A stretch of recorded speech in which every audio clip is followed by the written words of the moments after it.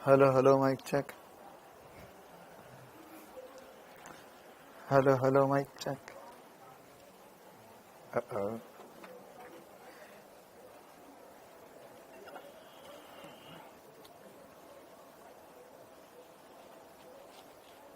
हाँ भाई, audio video clear है सभी को?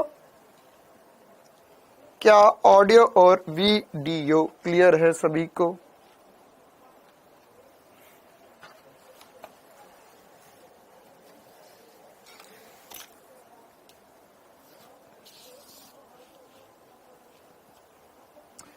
चलिए करते हैं क्लास की शुरुआत। कैसे सभी, क्या हाल चाल सभी के? Very good evening, very good evening, very good evening. Last lecture अभी तक पूरा नहीं आएगा? एक मिनट बोल ही देता हूं मैं, कल की क्लास पूरी तो बताया करो ना यार आप लोग। ऐसा मतलब जैसे कभी लगता है एकदम से लास्ट क्लास पूरी नहीं आई है तो यार ये मेल वेल कर दिया करो तुम तो तुरंत ही VIP@doubtnet.com पर, है ना? सब लोग मेल करो, मतलब 8-10 हजार मेल पहुंच जाने चाहिए अगर क्लास पूरी नहीं आ रही तो। क्लास नहीं आ रहा, होमवर्क नहीं आ रहा, टेस्ट नहीं हुआ, मेल कर दो, सब मेल कर दो। तो जैसे ही मेल करोगे इतने सारे मेल आएंगे तो अपने आप क्लास चलने लग जाएगी। फिर एक सेकंड रुकेंगे, पेन कहां गया?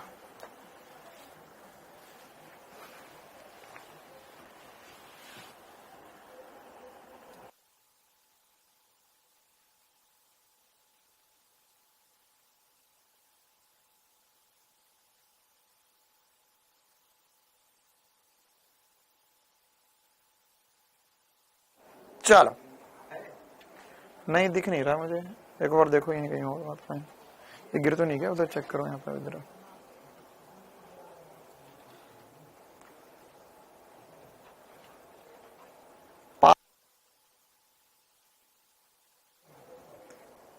हाँ हाँ, 2 घंटे से ज्यादा हो जाती तो पता नहीं क्या कुछ टेक्निकल इशू हो जाता है। चलिए मैं एक बार बोल देता हूं आपकी क्लास के लिए।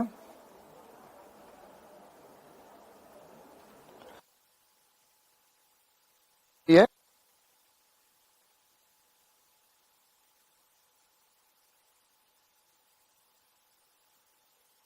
चलो,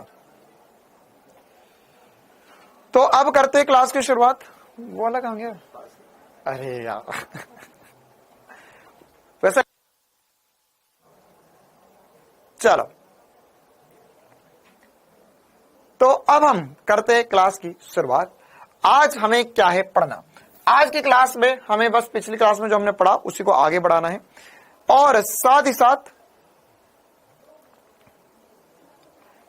साथ हमें इसमें एक लास्ट बात पढ़नी जिसे अनुनाद कहते हैं। तो हमने पिछली क्लास में जो पढ़ लिया था उसको एक बार मैं रिवाइज करवा देता हूं और फिर उसके बाद में हम इस पे क्वेश्चंस करेंगे। क्लास पार्सर वाली भी कंप्लीट नहीं है, ठीक है? मैं एक बार बोल देता हूं। चलो हाँ भाई, तो ये हम पिछली क्लास में पढ़ चुके हैं ऑलरेडी। एक बार फटाफट रिवाइज कर लेते हैं कि हमारे पास सर क्या होता है। हमारे पास एक आई होता है और एक वी होता है। तो जब हम वी एल की बात करते हैं तो सर हमारे पास देखो एकदम बेसिक सी बात है सर, धारा होती है और विभव होता है। तो अगर मैं सबसे पहली बात आर परिपथ की बात करूं तो उसमें क्या होगा, वी और आई दोनों एक ही दिशा में होंगे। फिर वी एल की बात होगी तो सर ये एल आगे निकल जाएगा और वी पीछे रह जाएगा। और फिर आर की बात होगी तो दोनों समान होंगे, और सी की बात होगी तो सर विभव नीचे रह जाएगा और धारा आगे चली जाएगी। बस इतनी सी बात जो हमें ध्यान रखनी है। π/2 का फेज डिफरेंस होता है। और इसमें एक्सएल जो होता है वो क्या बराबर होता है? एक्सएल जो होता है वो ओमेगा एल के बराबर होता है। इसमें एक्ससी जो होता है वो 1/ωc होता है। इसे प्रतिघात बोलते हैं, प्रेरकीय प्रतिघात और धारतीय प्रतिघात। π/2 आगे, π/2 पीछे, ठीक है? चलो हाँ, अब हम आगे बढ़ते। हमने ये वाली बात भी पूरी कर ली थी, इसे भी एक बार मैं रिवाइज करवा देता हूं यार, है ना? इसमें हमने क्या क्या पढ़ा था इसको एक बार, है ना, एक बार हम फटाफट कल जो हमने पढ़ा था उससे एक बार रिवाइज कर लेते हैं। कल हमने जो पढ़ा था उससे एक बार फटाफट हम रिवाइज कर लेते हैं। तो कल की क्लास में हमने, एक सेकंड रुकेंगे, हाँ भाई, तो कल की क्लास में लेक्चर नंबर 3 में मैंने जो सब कुछ आपको बताया था, एक बार जल्दी जल्दी देख लेते हैं हम यहां से, और उसके बाद में हम इसके क्वेश्चंस पे आ जाएंगे। तो मोस्ट इंपॉर्टेंट बात है, क्या कहते हैं सर, ये वाली बात थी कि v बराबर होगा VL का under root VL minus VC का स्क्वायर प्लस VR का स्क्वायर होगा। ये तीनों जब श्रेणी में होते हैं तब हमारे पास VC plus VL plus VR बराबर V होगा।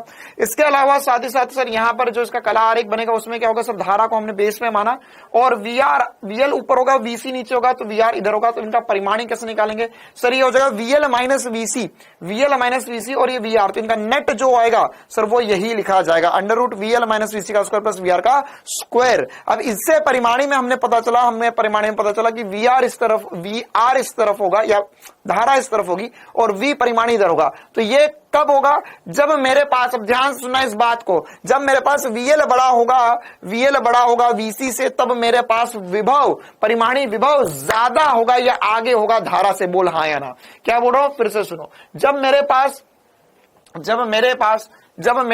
यहां पर जब मेरे पास VL बड़ा होगा VC से, तो मैं क्या बोलूंगा सर, जब मेरे पास VL बड़ा है VC से, तो मैं बोलूंगा कि मेरे पास विभव आगे होगा धारा से, और जब VC बड़ा होगा VL से, तो मैं बोलूंगा धारा आगे होगी विभव से। और किससे होगा, tan phi लिख सकते हैं VL माइनस VC बटे में R से। इसके अलावा साथ ही साथ हमने यहाँ पर देखा था कि सर इन सबका मिलाकर जो तुल्य प्रतिरोध होगा, या इन सबको मिलाकर जो तुल्य प्रतिरोध है उसे हम Z बोल सकते हैं, और Z को हमने प्रतिबाधा नाम दिया था। और Z क्या होगा, इंपीडेंस या प्रतिबाधा होगा। और इसके लिए हम फिर से वही वाली बात कर सकते हैं, इसकी वैल्यू भी निकाल सकते हैं, V बराबर है under root VL minus VC का स्क्वायर प्लस VR का स्क्वायर। यहाँ पे V की जगह निकाला मैंने I इंटू Z, और VL की जगह लिखा I इंटू XL, और VC की जगह लिखा I इंटू XC, और VR की जगह लिखा I इंटू R का स्क्वायर। तो ये बन गया अंडर रूट में I XL minus I XC का स्क्वायर प्लस IR का स्क्वायर। इन सब में से I कॉमन आया, कैंसिल आउट हो गया, तो X की वैल्यू होगी जो धमाकेदार तरीके से मुझे याद होनी चाहिए, under root XL minus XC का स्क्वायर प्लस R का स्क्वायर। और यहाँ पे जो ट्रायंगल बना हमने इंपीडेंस ट्रायंगल बना, तो इस ट्रायंगल में हमें पता चला कि ये XL माइनस XC होगा, ये R होगा, ये Z हो जाएगा। ये ऊपर की तरफ कब होगा, जब XL बड़ा होगा XC से, XC बड़ा होगा XL से, तो उल्टा बन जाएगा, नीचे की तरफ आ जाएगा। और साथ ही साथ यहाँ पे जो कोण बनेगा उसे हम tan phi बोल सकते हैं, और tan phi जो होगा XL माइनस XC अपॉन में R होगा। इसको इसके पदों में लिखते हैं, क्योंकि 99% क्वेश्चन में हमें XL और XC दिया होगा और R दिया होगा, तब हम tan phi आसानी से निकाल सकते हैं बिना Z निकाले हुए। लेकिन हमारे पास एक और इंपॉर्टेंट सी बात है, जिसे हमने पावर फैक्टर बोला था। पावर फैक्टर क्या होता है, पावर फैक्टर होगा सर cos अल्फा, और जो cos फाई से लेंगे होता है लंब बटे कण, और आधार बटे कण, और ये हो जाएगा R बटे में Z। इसे हमने पावर फैक्टर बोला था। और यहां पर हमारे पास इन सभी कंडीशंस में XL XC और R 99% क्वेश्चन दिया हुआ होगा, निकालना होगा, आसानी से निकाल पाएंगे। और इसके अलावा साथ ही साथ यहां पर जो फाई की वैल्यू होगी, फाई आगे होगा पीछे को, हमें बस परिमाण लिखना होगा, ध्यान रखना। और यहां पर ऐसा नहीं होगा, या इनमें बहुत कम क्वेश्चंस में ऐसा होगा जिसमें हमारे पास फाई की वैल्यू 0 आ जाएगी, ठीक है, वरना फाई की वैल्यू कुछ ना कुछ आएगी, मतलब पावर फैक्टर की वैल्यू कुछ ना कुछ आएगी ही आएगी। चल आगे बढ़। हाँ, तो ये हमने पावर की बात कर ली थी। अब हमें इस पे क्वेश्चंस की शुरुआत करनी है। अच्छा, इसके अलावा मैंने आपसे एक बहुत इंपॉर्टेंट सी बात छुपा दी जो इसके अंदर रखी हुई थी। अब आप बताइए, मैं उसे पढ़ाऊं या ना पढ़ाऊं, या आपको ये बात समझ में आती है क्या? क्वेश्चन में जरूरी नहीं है कि आपको V, L और R या L, R, C तीनों दिए जाए। क्वेश्चन में बहुत बार ऐसा होगा आपको दो दिए जाएंगे। अच्छा, L और C नहीं दिए जाएंगे, क्योंकि LC परिपथ जो है ना, वो हमारे मतलब LC दोलन जो है वो हमारे सिलेबस में से हटा दिए। लेकिन हो सकता है कि आपको केवल ये दोनों भी दे दे, L और C दे दे, एक प्रत्यावर्ती स्रोत लगाकर, या 99% चांसेस से आपको देंगे R और C दे देंगे, R और L दे देंगे। तो मुझे नहीं लगता कि उसको अलग से पढ़ने की जरूरत है, क्योंकि बहुत बार ये होता है कि बच्चे जो है या पढ़ते वक्त या पढ़ाते वक्त ऐसा किया जाता है, पहले R, L, C तीनों को अलग अलग पढ़ाते, फिर दो पढ़ाएंगे, R, C पढ़ाएंगे, R, L पढ़ाएंगे, और फिर LC पढ़ाएंगे, फिर बाद में बोलेंगे अगर इन तीनों को लगा देंगे तो ये RLC परिपथ बन जाएगा। तो मेरे हिसाब से तो ज्यादा अच्छा ये रहता है कि आप तीनों को पढ़ लिया, आपके पास सबके फॉर्मूले। अब अगर मान के चल इसमें L नहीं है, तो क्या करेगा, यहां पे L मत लिख, यहां पे L मत लिख, XL मत लिख। C नहीं है तो VC, XC हटा दे, फॉर्मूले बन गए फिर से। तो वो हम सीधे क्वेश्चन के रूप में ही करने वाले, उसमें हमें फिर से फॉर्मूले बनाने की कोई आवश्यकता नहीं है। चलो भाई, तो यह सब कुछ हम कल पढ़ चुके थे। अब हम आगे बढ़ते हैं सवालों की ओर। नीट 2019 के सवाल से नहीं करेंगे हम शुरुआत, हाँ, हम इस सवाल से करेंगे शुरुआत चलो भाई, क्वेश्चन आपके सामने, जल्दी से सवाल पढ़ो, जवाब बताओ। प्रतिबाधा क्या होगी ये बताना आपको। आपको क्वेश्चन में बोला गया है कि यहाँ पे एक आर है, यहाँ पे एल है, तो कौन सा परिपथ है सर? ये आर एल परिपथ है। क्या आपने आर एल परिपथ पढ़ा? नहीं पढ़ा सर, तो भी कोई दिक्कत वाली बात नहीं, हमने आर एल सी पढ़ दिया, उसमें से सी को डिलीट मार देंगे, उसमें से सी को डिलीट मार देंगे। अब बताओ क्या आएगा आंसर, जल्दी बताओ। तो हमारे पास यहां पे, वैसे मैंने ये सारे क्वेश्चंस आपके लिए कल छोड़े थे कि आप इनको एक बार पढ़ लो और खुद से सॉल्व करने की कोशिश कर लो, है ना। तो यहां पर क्या होगा, ये 150 है, ये 200 है, आपको इसका तुल्य बताना है। देखो, तो क्या बिना पेन उठाए किया जा सकता है? सर प्रतिबाधा निकालनी है मुझे। ये क्या दिया हुआ है मेरे पास? ये आर दिया हुआ है, ओके वेरी गुड। ये क्या दिया हुआ है? ये एक्सएल दिया हुआ है। आंसर जो होता है वो होता है sir under root R XL minus XC का स्क्वायर प्लस आर का स्क्वायर। अच्छा, एक्सी तो है ही नहीं, तो आंसर जो होगा मेरे लिए जेड जो आएगा, प्रतिबाधा जो आएगी वो आएगा अंडर रूट में एक्सएल प्लस आर का, एक्सएल का स्क्वायर प्लस आर का स्क्वायर। ये आंसर कितना आएगा? 150, 50, 150, 200, 250। 250 is the correct answer for this question. Sir solve नहीं करना? अरे क्यों करना सॉल्व भैया, क्यों करेगा सॉल्व? 250 आंसर आता भैया, कैसे सॉल्व करूं क्या? अरे मत करना। देख, वर्गमूल में 200 का स्क्वायर प्लस 150 का स्क्वायर करेगा तो कितना आएगा? वो 200 से ज्यादा ही आएगा ना, 200 से ज्यादा आएगा, तो 250 आएगा बस। आपको यकीन नहीं होता तो आप करके देख लो। वैसे एग्जैक्ट 250 नहीं आएगा, 250 से ऊपर नीचे आएगा, लेकिन अप्रोक्सीमेटली आंसर हम 250 लिख सकते हैं। करो इसको सॉल्व, 250 आना चाहिए।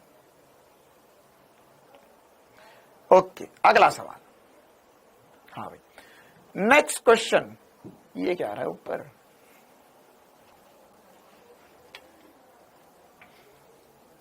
तो इसका रह गया,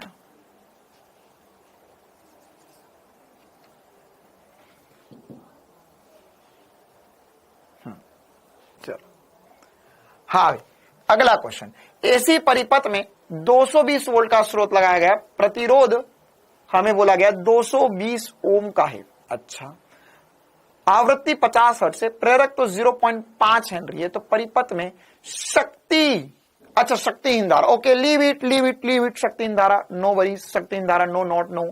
अभी यहां पे दूसरा सवाल करो, शक्तिहीन धारा क्या होगी मैं अभी आपको बताऊंगा।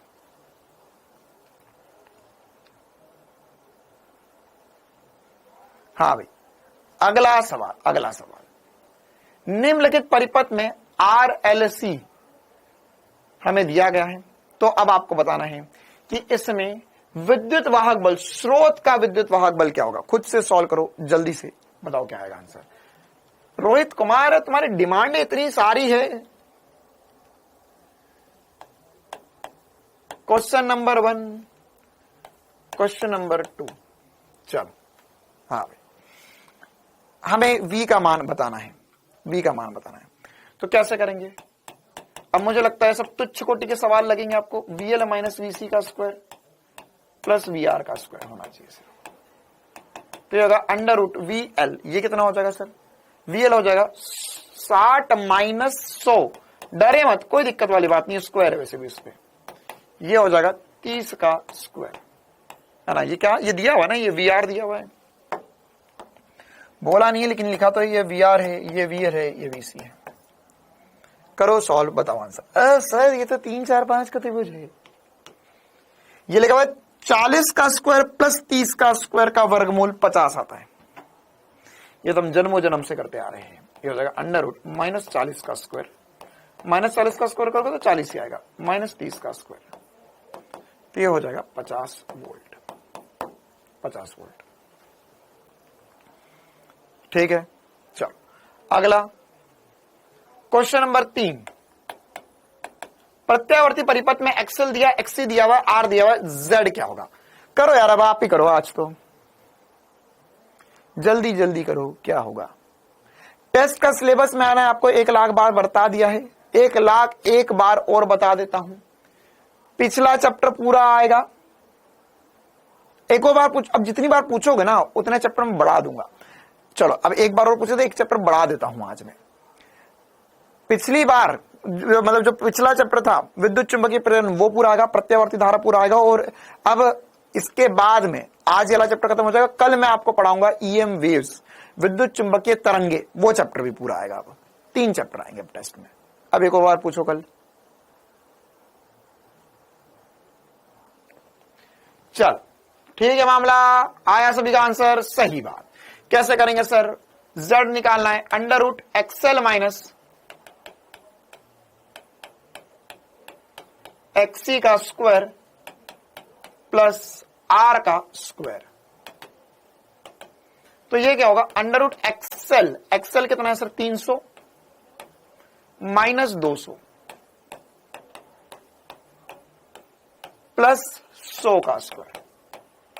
तो अगर वर्गमूल में 100 का स्क्वायर प्लस 100 का स्क्वायर, ये मैं लिख सकता हूं 100 रूट 2। अरे 100 प्लस 100, ऐसा 100 का स्क्वायर मत कर देना ना, ये हमने करा हुआ है कि अंडर रूट ए स्क्वायर प्लस ए स्क्वायर रूट 2a होता है। तो ये 100 इंटू 1.414 या 100 से मल्टीप्लाई करोगे 41 है ना, सॉरी ये 100 से मल्टीप्लाई करोगे तो 141.4 ओम आंसर आ जाएगा।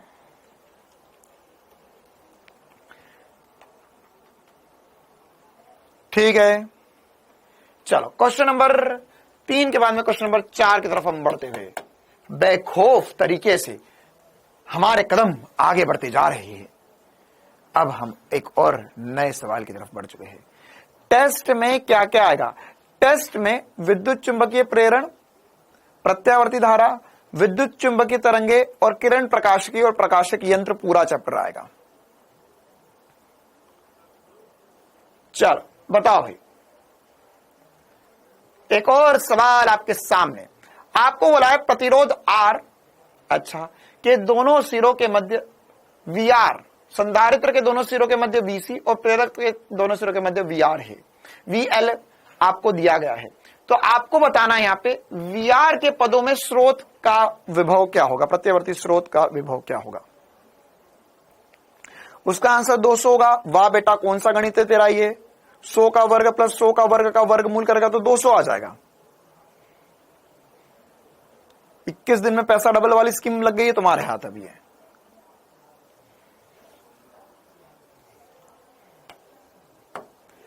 टेस्ट में क्या क्या आएगा एक बार और पूछो तो अब मैं तुम्हें एक ऐसा सिलेबस बताऊंगा, है ना, और चिंता ना करो, है ना, मैं बहुत खतरनाक आदमी हूं, मैं सच में सिलेबस में दे दूंगा, फिर बेटर है ना रोते कि टेस्ट में तो सर इतना आ गया, है ना। और उसके बाद में उस टेस्ट में जो जो बच्चों ने गंदा परफॉर्म करा सबको A* बैच से हटा दूंगा। फिर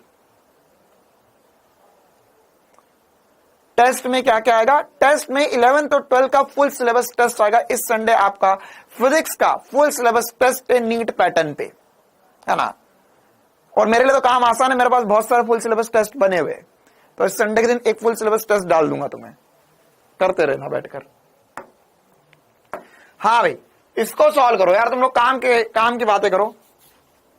ये होगा सर अंडर रूट VL का स्क्वायर। अब फॉर्मूला नहीं लिखूंगा मैं, ये हो जाएगा 3R का स्क्वायर, 3VR का square, sorry 3VR minus 2VR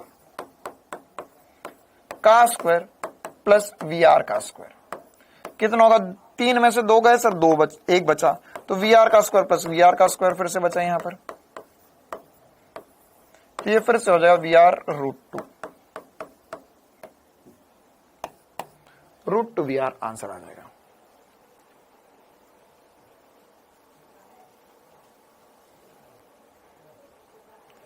या मंजीत कुमार सुधर जाया तू, है ना। मंजीत बोल रहा है और लगा हुआ है, मानने को तैयार ही नहीं है। बोल रहा है सर देखो 100 का स्क्वायर और 100 का स्क्वायर का जोड़ोगे तो 20,000 आएगा, 20,000 का वर्गमूल तो 200 आएगा। क्या करे, है ना। अगर ये पढ़कर या ऐसे सवाल कर कर तो गलती से डॉक्टर बन भी गए तो पहली बात तो इंसानों के डॉक्टर नहीं बन पाओगे, फिर दूसरी बात तुम डॉक्टर बनोगे जानवरों के, और जब भैंसी को इंजेक्शन लगाने जाओगे तुम, है ना, तो भैंसी भी पीछे मुड़ेगी और एक स्माइल देगी, बोले तुझसे ना हो पाएगा, मुझे पता है तूने फिजिक्स की क्लास में क्या किया था।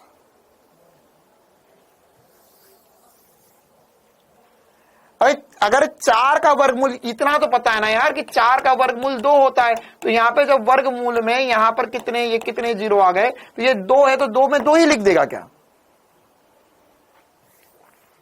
4 होगा बेटा तो 2 करेंगे ना। चलो अगला सवाल, हाँ भाई, क्वेश्चन नंबर, अब कुछ अच्छे सवाल करेंगे ना। Question number 5, question number 5 NEET 2021 का सवाल, बढ़िया सवाल। हाँ भाई, तो क्या होगा क्वेश्चन में, अच्छा सवाल है ना। अब ये मतलब एक तरीके से ऐसा सवाल है जिसमें हमने जो पढ़ा उसका पूरा पूरा यूज हो जाएगा। क्वेश्चन में बोला गया कि दिया गया परिपथ है जिसमें एल है, एक सी है और एक आर है, बहुत ही बढ़िया। और बोला है एक वी स्रोत लगाया गया। फिर बोला है कि यहां पर विभवांतर 40, 10 और 40 वोल्ट दिया गया है। फिर वह एलआरसी श्रेणी परिपथ में प्रवाहित धारा, अच्छा ये एक्चुअल में ना इसमें लिख लो, यहां पर धारा का अधिकतम मान, मैं खुद से नहीं कर रहा हूं, यह एक्चुअल में नीट में 2021 में जो सवाल आया था उसमें 10√2 एम्पियर जो दिया गया है वो अधिकतम मान है। तो अब आपको पता करना है, कि यहां पर परिपथ में प्रतिबाधा कितनी आएगी, Z निकालना है आपको। मतलब क्या होगा सर, मुझे धारा दी गई है, ओके सर, धारा एक अगले पन्ने पे इसको सॉल्व कर देता हूं मैं, वैसे तो छोटा ही है ये। अच्छा चलो यही कर देते, कोई बात नहीं, इतने में ही हो जाएगा। हमें आई नॉट का मान दिया गया 10√2 एम्पियर दिया गया है। अच्छा अब यहां पर V का मान बताओ, V का मान बताओ। तो V का मान क्या आएगा सर, फिर से वही सॉल्व करना है क्या? हाँ सॉल्व कर लो। ये हो जाएगा 40 10, तो जो 40 - 10 का स्क्वायर प्लस 30 का स्क्वायर, तो ये आ गया 50 वोल्ट आ गया। अच्छा सर, अब मुझे क्या निकालना है, Z निकालना है। अब Z कैसे निकलेगा? Z निकलेगा सर V बटे में I से। किससे निकलेगा? V बटे में I से निकलेगा। अब क्या आएगा आंसर बताओ भाई। तो सर वो है 10√2 बटे में 50 करेंगे, है ना, या सॉरी 50 बटे में 10√2 करेंगे, तो मेरे हिसाब से क्या आएगा बताओ भाई, आपके हिसाब से क्या आएगा? 5√2 आंसर आ रहा है सर। 5√2 तो ऑप्शन में ही नहीं है, क्या आएगा आंसर? 5/√2 आएगा। अच्छा ठीक है, 5/√2 ऑप्शन में है। हाँ 5/√2 ऑप्शन में है। 30 कहां से आया, ये देखा ना। अच्छा R में यहाँ पे 40 है, हाँ यहाँ 40 लिख दो, वो 40 वो वहां पे माइनस करके 30 आएगा, यहां पे माइनस करके 30 आएगा। 30 और 40 50 बनाएंगे।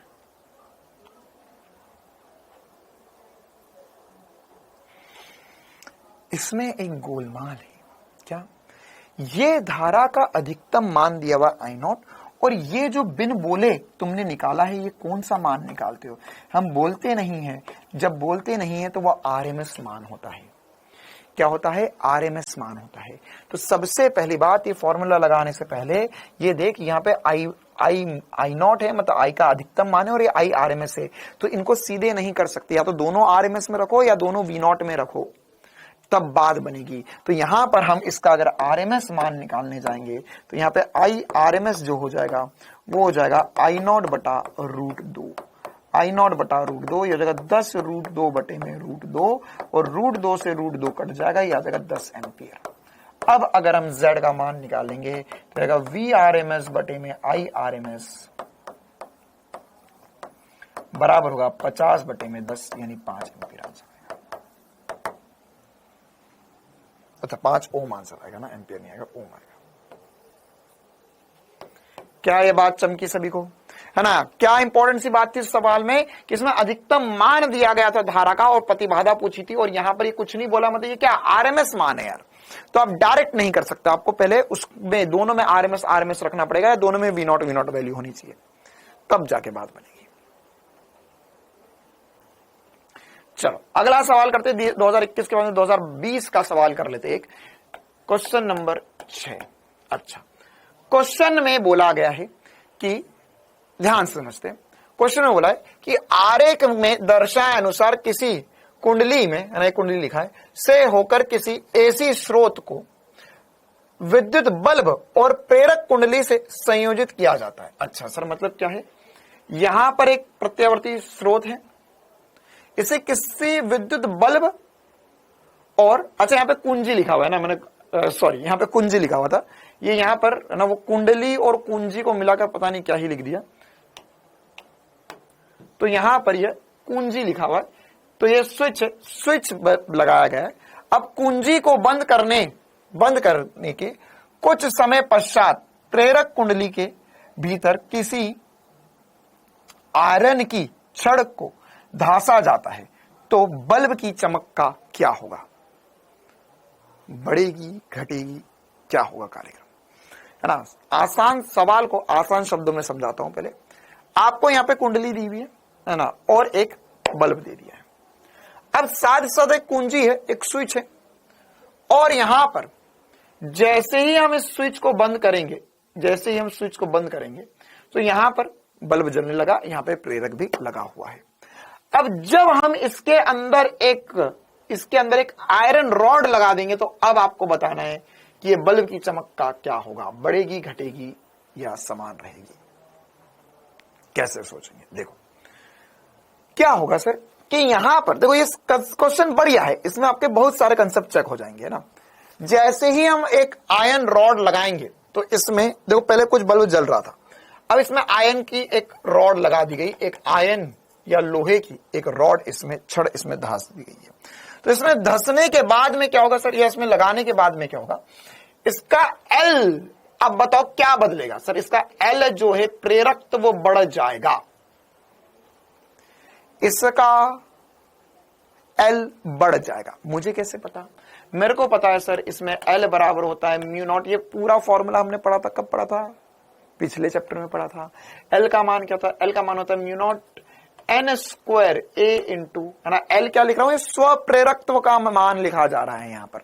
तो यहां पर यह म्यू नॉट के समानुपाती होता है। अगर मेरे पास कोई दूसरा पदार्थ, यह हवा है, हवा के अलावा अगर मैं और कुछ रख दूंगा, तो हवा के अलावा और कुछ रखूंगा तो वहां पर उसका म्यू रखना पड़ेगा। और हमें पता है सर, छड़ जो होती है लोहे की छड़, या तो सर लोह चुंबकीय पदार्थ होता है, लोह चुंबकीय पदार्थ का म्यू तो बहुत ज्यादा होता है हवा के मुकाबले। तो इसमें एल का मान बढ़ गया। अब इसका एल का मान बढ़ गया तो इसका एक्सेल का मान बढ़ गया। अच्छा सर, मतलब कुल मिला के इसका प्रतिरोध बढ़ गया, इसका प्रतिरोध बढ़ गया, मतलब ये जो विभवांतर खा रहा था वो विभवांतर बढ़ गया, तो इसको अब विभवांतर कम मिलने लगेगा, इसको विभव कम मिलेगा। तो इसको विभवांतर या वीआर की वैल्यू, वीएल की वैल्यू बढ़ेगी तो वीआर की वैल्यू घटेगी, क्योंकि ये दोनों श्रेणी में लगे हुए हैं। तो एक बढ़ेगा तो दूसरे को घटना पड़ेगा, क्योंकि ये वी का मान तो नियत है। तो अल्टीमेटली उसकी चमक कम हो जाएगी, बल्ब की चमक कम हो जाएगी। या धारा के रूप में समझना, तो धारा के रूप में भी समझ सकते हो आप क्या कि सर एल बढ़ेगा, एक्सएल बढ़ेगा तो इसका प्रतिरोध बढ़ गया, मतलब इसका तुल्य प्रतिरोध या प्रतिघात बढ़ गया। तो सर हमें पता है V बराबर आई इंटू जेड होता है, V बराबर आई आर होता है, V बराबर आई इंटू जेड पढ़ लिया। तो जेड बढ़ेगा, V तो समान है, तो धारा कम आएगी, परिपथ की धारा कम हो जाएगी, तो इसको धारा कम मिलेगी, इसको धारा कम मिलेगी, तो इसकी चमक, इसका धारा कम हो, वोल्टेज कम हो, कुछ भी कम हो, इसकी चमक तो कम ही हो जाएगी। क्या ये सभी को बहुत जोरदार तरीके से चमका? क्या ये सवाल सभी को बहुत जोरदार तरीके से चमका? सेम सवाल में अगर आपको ऐसा बोला होता कि मेरे पास यहां पर एक संधारित्र लगा हुआ है और एक बल्ब लगा हुआ है, यहां पर मेरे पास यहां पे एक बल्ब लगा हुआ है, ठीक है, और सेम कहानी यहां पर एक एसी स्रोत है। अब इस संधारित्र के अंदर अगर मैंने क्या डाल सकता हूं? पराविद्युत पदार्थ डाल दूंगा। तो अगर मैंने इसके अंदर पराविद्युत पदार्थ डाला के, तो बताओ भाई बल्ब की चमक बढ़ेगी या घटेगी? सेम सवाल अब देखते हैं कितने करवाते हैं। बताओ भाई क्या होगा?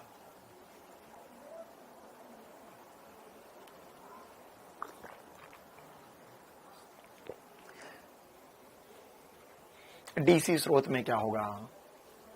कैसी बात पूछ रहा है बेटा? डीसी स्रोत में अनंत समय बाद तो क्या होगा सर? ये तो सर वैसे भी एक क्या बन जाएगा? एल क्या करेगा सर? बताओ भाई, डीसी स्रोत में एल क्या करेगा सर? वो तो तार बन जाएगा। तो तार बन जाएगा तो उसमें से धारा जा रही, तो डीसी स्रोत में कोई फर्क नहीं पड़ेगा, है ना। करवा देता हूं, डीसी स्रोत भी करवा देता हूं। पहले बताओ इसमें क्या होगा, इसमें क्या होगा, इसमें क्या होगा? सर इसमें जैसे ही आप पराविद्युत पदार्थ डालोगे, लिख लो चाहो तो स्टेटमेंट, लिख लो चाहो तो स्टेटमेंट, है ना। अपने आप को स्वामी विवेकानंद मत समझो कि मैंने जो बना दिया बोर्ड पे बना हुआ था, मैंने कॉपी में बना लिया, अब मुझे तो हमेशा के लिए सेट हो गया दिमाग में। ये लिख लो क्वेश्चन में कि यदि समान सेम सवाल में एक संधारित्र लिया जाए और संधारित्र में के पराविद्युत पदार्थ डाला जाए, तब क्या होगा बल्ब की चमक को। तो सर के डालेंगे तो सी बढ़ेगा, सी बढ़ेगा तो एक्सी कम हो जाएगा, क्योंकि ये तो व्यक्त-प्रमानुपाती होता है। एक्सी यहां पर, अगर यहां पर मैं बोलूंगा एक्सी, तो एक्सी क्या होता है, एक्सी 1/ω c होता है। तो सी बढ़ेगा, एक्सी कम हो जाएगा, एक्सी कम हो जाएगा तो वीसी कम हो जाएगा, वीसी कम हो जाएगा तो यहां पे वीआर की वैल्यू बढ़ जाएगी, इसके लिए ज्यादा विभव मिलेगा, मतलब ये इसकी चमक बढ़ेगी, चमक बढ़ेगी।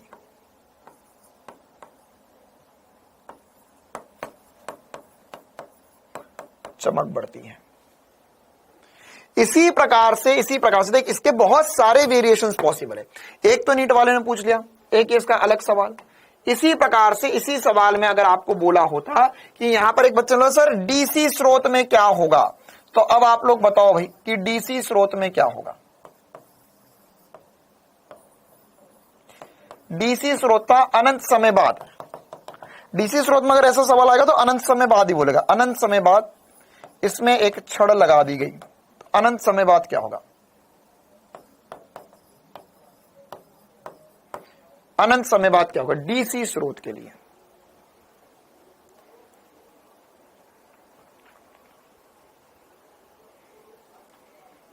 डीसी स्रोत के लिए क्या होगा, तो सर यहां पर देखो अनंत समय बाद ये तो वैसे भी एक तार बन चुका है।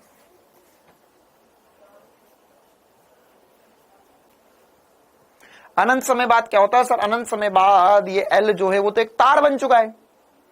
क्या बन चुका है, तार बन चुका है। तो इसमें मैं लोहे की छड़ डालूं निकालूं कोई फर्क नहीं पड़ेगा, कोई फर्क नहीं पड़ेगा उसमें। अगर वो एक तार बन चुका है, एक तार बन चुका है, तो तार बन चुका है, तो एल का मान, तो सर एल का मान अगर मैं बदल भी दूंगा तो वो तो मतलब वो तो लगा तो वैसा का वैसा ही है ना यार।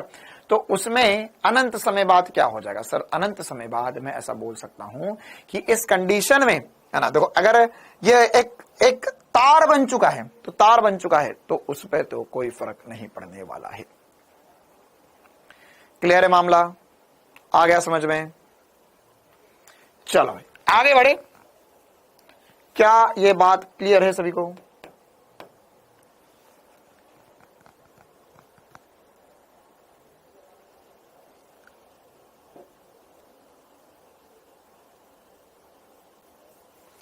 चलिए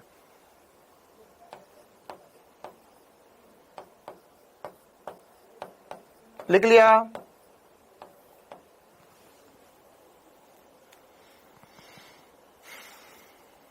चलिए आगे बढ़ते क्वेश्चन नंबर 6 के बाद में। वैसे ये क्वेश्चन नंबर 6, 7, 8 इसमें 3 सवाल काम करते हैं। यहाँ पर क्वेश्चन नंबर डाल देता हूं ताकि आपको ध्यान रहे कि हाँ ये अलग अलग सवाल थे।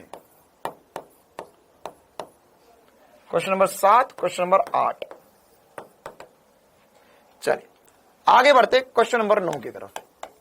वही बकवास सा सवाल, 10 सेकंड में बता दो जवाब, 10 सेकंड में जवाब बता दो, 10 सेकंड में जवाब बता दो, स्टेटमेंट लिखवा दो यार। मतलब 7-8 महीने पढ़ने के बाद मुझसे भी फिर भी तुम्हें स्टेटमेंट की जरूरत पड़ रही है इन सवालों में।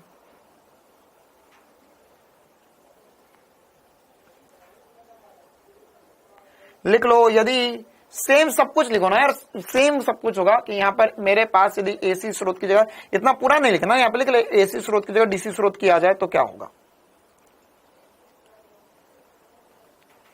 चलिए क्वेश्चन नंबर 9 बताओ आंसर क्या आएगा इसका। पेन नहीं उठाना है, शर्त यह है पेन नहीं उठाना है, पेन नहीं उठाना है। यहां पे प्रतिबाधा क्या आएगी, प्रतिबाधा क्या आएगी।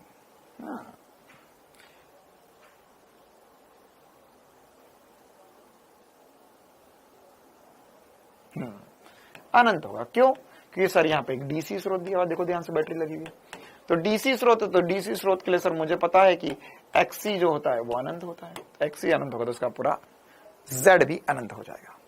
अनंत होएगा, अनंत होएगा, अनंत होएगा।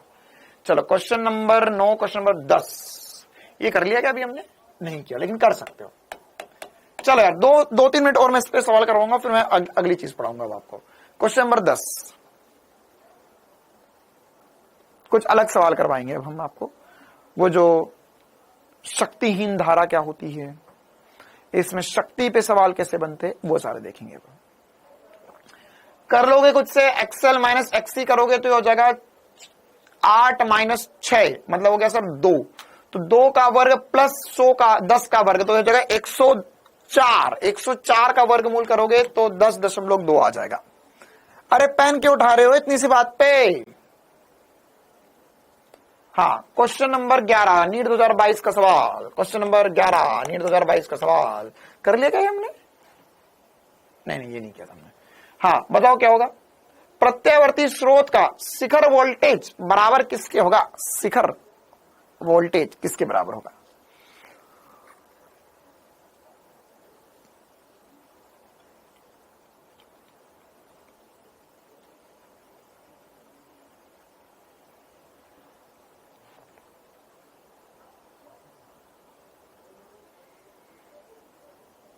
शिखर वोल्टेज क्या होता है सर, एसी स्रोत का 1/√2 गुना होता है। कोई दिक्कत? अच्छा डी होगा क्या? अरे एक मिनट फिर से पढ़ लेते हैं, देख लो आप देख लो भाई, कुछ बच्चे डी आंसर बता रहे हैं, मेरे को नहीं पता, मतलब मैं तो बस पूछ रहा था तुमसे। हमें पता है आई नॉट जो होगा है ना, हमें बोल रहा है कि यहां पर आई नॉट जो होगा वो क्या होगा, √2 गुणा IRMS होता है, हमें पता है सर ये आई नॉट बटा √2 IRMS होता है। तो क्या आएगा आंसर, ए या डी? ए होगा, ए होगा पक्का। देखो बात ये, बैच 1 वाले सारे डी बोल रहे, बैच 2 वाले ए बोल रहे। अच्छा अब बदल दिया जवाब।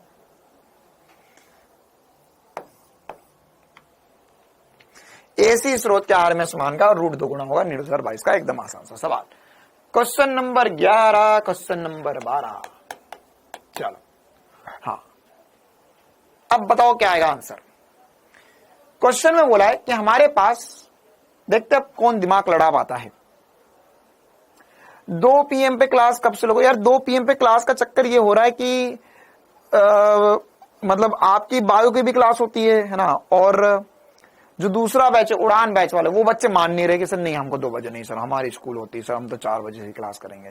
तो सब लोग साथ में मान जाए तो 2 बजे सबकी क्लासेस करवा दें हम, लेकिन अब वो लोग 4 बजे से लेना चाहते हैं, और आपकी बायो की क्लास भी 3 बजे होती है, फिर वो शेड्यूल जम नहीं पा रहा है अभी।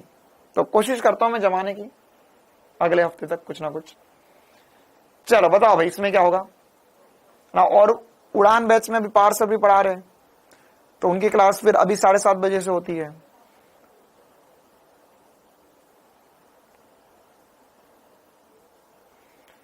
क्वेश्चन पढ़ो। क्वेश्चन में बोला है कि हमारे पास V1 और V2 का प्रत्येक का पाठ्यांक कितना दिया हुआ है? 300 वोल्ट दिया हुआ है सर, 300 वोल्ट, 300 वोल्ट।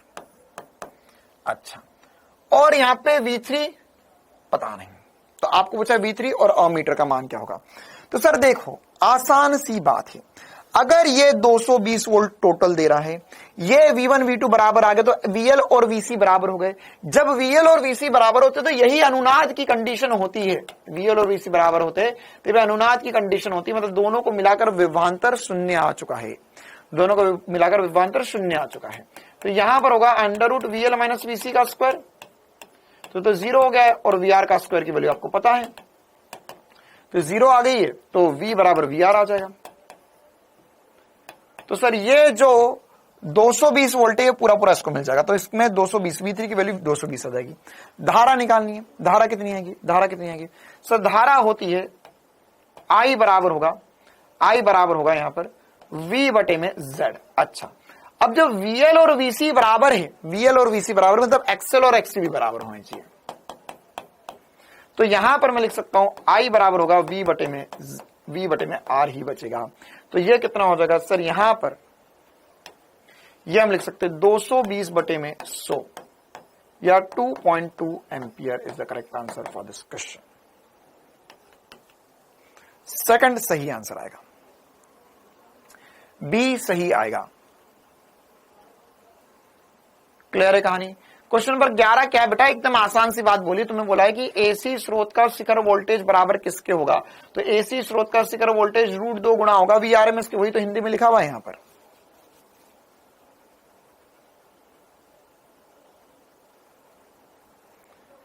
चलिए क्वेश्चन नंबर 12 के बाद में अब हम आगे बढ़ते क्वेश्चन नंबर 13 की ओर। क्वेश्चन नंबर 1-3-13 नीट 2016 का सवाल। हाँ सर 16 मतलब थोड़ा धक धक।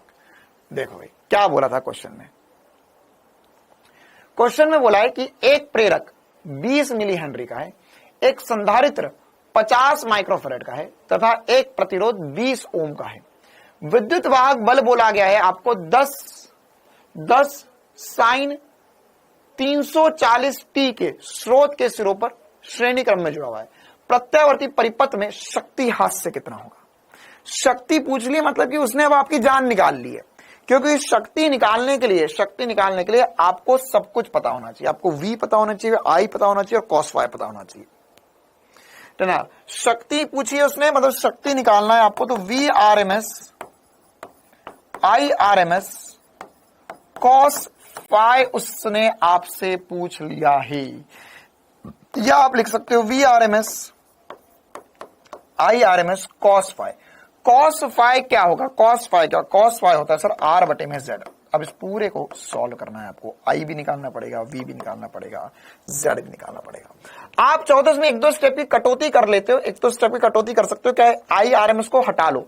I RMS को हटाकर क्या लिख सकते हो आप, I RMS को हटाकर क्या लिख सकते हो, I RMS को हटाकर क्या लिख सकते हो, I RMS को हटाकर हम लिख सकते हैं सर, हम चाहे तो V के पदों में ही V RMS I की जगह लिख सकता हूं मैं सर। I क्या होता है, V बटे में Z होता है। ये RMS नहीं लिख रहा है बार बार ये में, है ना, अंडरस्टूड सी बात है। ये RMS लिखा हुआ है, तो ये होगा V बटे में Z इंटू R बटे में Z। तो कुछ भी करके मतलब इतनी मेहनत तो करना पड़ेगा कि Z तो निकालना ही पड़ेगा। मैंने क्या करा, I को V बटा Z लिख दिया, क्योंकि हमको धारा भी नहीं दी, धारा भी निकालना पड़ेगी अभी तो ये हो जाएगा V स्क्वायर, ये अल्टीमेटली मैं लिख सकता हूं, हो जाएगा V स्क्वायर बटे में Z स्क्वायर इंटू R। इसको सॉल्व करना है मुझे, ये आएगा मेरा आंसर। ठीक है, आ गया समझ में, है ना। ऐसा सवाल अगर नीट में आए तो करके मत आ जाना, है ना। अगर ऐसा सवाल नीट में आ जाए तो करके मत आ जाना, ठीक है। इसको करने में तुम्हारा बायोलॉजी खत्म हो जाएगा पूरा। अभी तुम्हें मजाक लग रही है मेरी बातें, क्यों सर, क्योंकि देखो यहां पर एक्चुअल में तुम्हें प्रतिरोध तो दिया है, लेकिन प्रेरक और एक्सेल और एक्सी नहीं दिया हुआ है।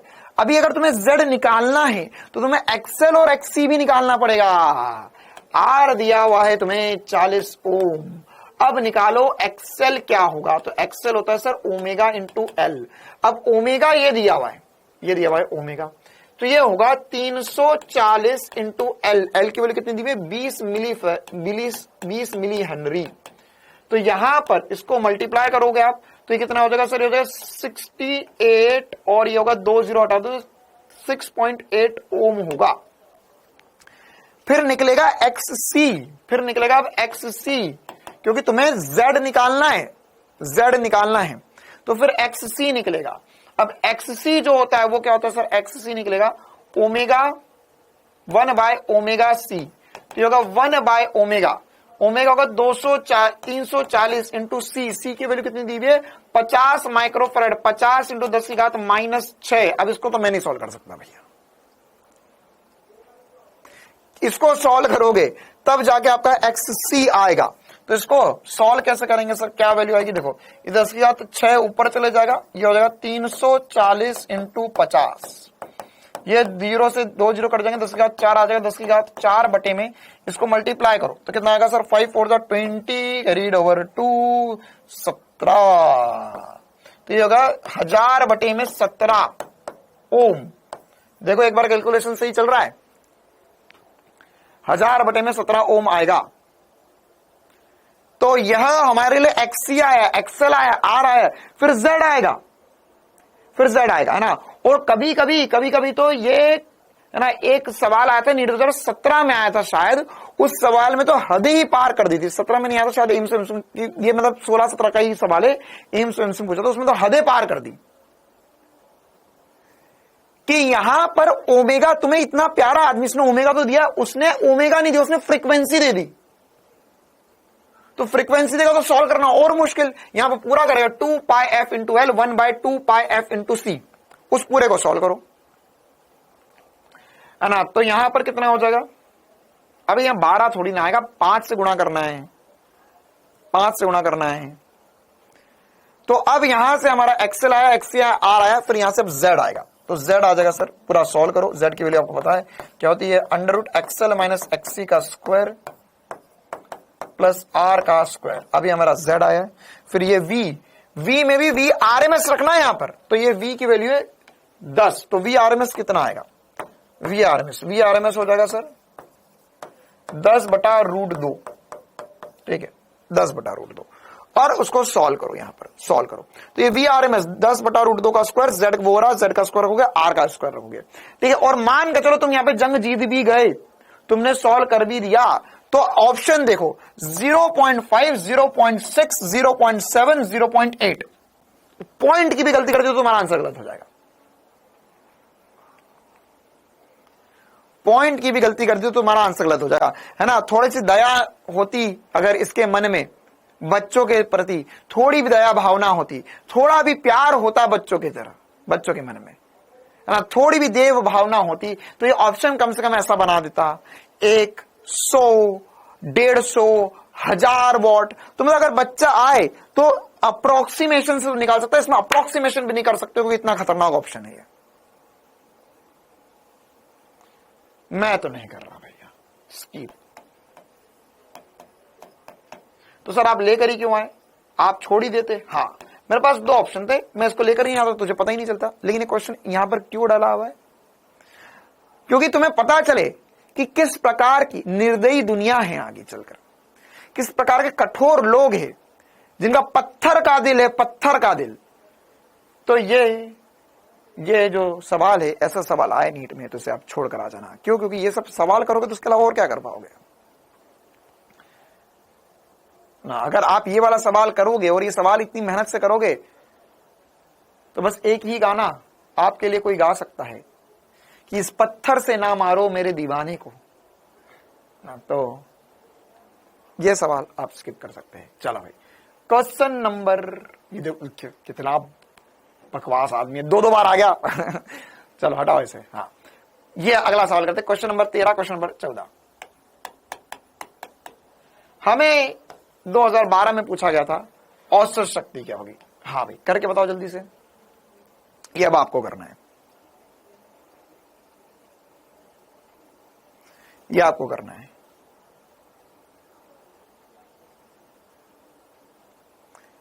मैं खतरों का खिलाड़ी हूं, कौन है ये, रोहित बेटा तू क्यों ऐसे कमेंट कर रहा है ना, खतरों का खिलाड़ी हूं,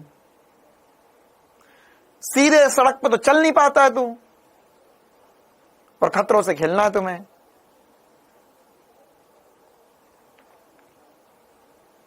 सीधे सड़क पे तो चलते चलते गिर जाते हो, कुर्सी पे बैठते बैठते गिर जाते हो, नॉर्मल खाना खाते खाते तुम्हें ठसका लग जाता है, लेकिन तुम्हें खतरों से खेलना है। चलो, हाँ भाई, अगला सवाल 2012 का, यह आसान सवाल है, जल्दी से करके बताओ अभी से। अब क्वेश्चन में बोला है कि हमारे पास ताक्षणिक मान दिया गया, हमें औसत शक्ति निकालनी। तो औसत शक्ति क्या होती है सर, वेरी गुड, औसत शक्ति P average is VRMS IRMS cos phi। तो VRMS देखो, आप चाहो तो इसको ऐसा भी लिख सकते हो ना, V0 इंटू I0 बटे में 2 cos phi, ये भी ऑप्शन होगा, मतलब ये भी सेम ही बात है, क्योंकि आपको अधिकतम मान दिए, आप इसका RMS मान निकालोगे, RMS मान निकालोगे, सही है, 1/2 आएगा। या आप चाहो तो ऐसा भी कर सकते हो, 1/√2 इंटू 1/√2 बटे में 2, आपकी जैसी मर्जी हो। cos phi, मुझे कलांतर दिखाई दे रहा है, π/3, बहुत ही बढ़िया आदमी है ये तो। √2 इंटू √2 2 हो जाएगा, 2 इंटू 2 4 हो जाएगा, 1/4 इंटू 1/2 हो जाएगा, cos π/3, cos 60 की वैल्यू तो 1/8 वॉट आंसर आ जाएगा। तीसरा, बिल्कुल सही बात। जेईई एडवांस में से क्वेश्चन आते नहीं, जेईई एडवांस वाले थोड़ा लॉजिकल बात करते ना, उनको इससे मतलब सुने कि तुम कितनी मजदूरी कर सकते हो।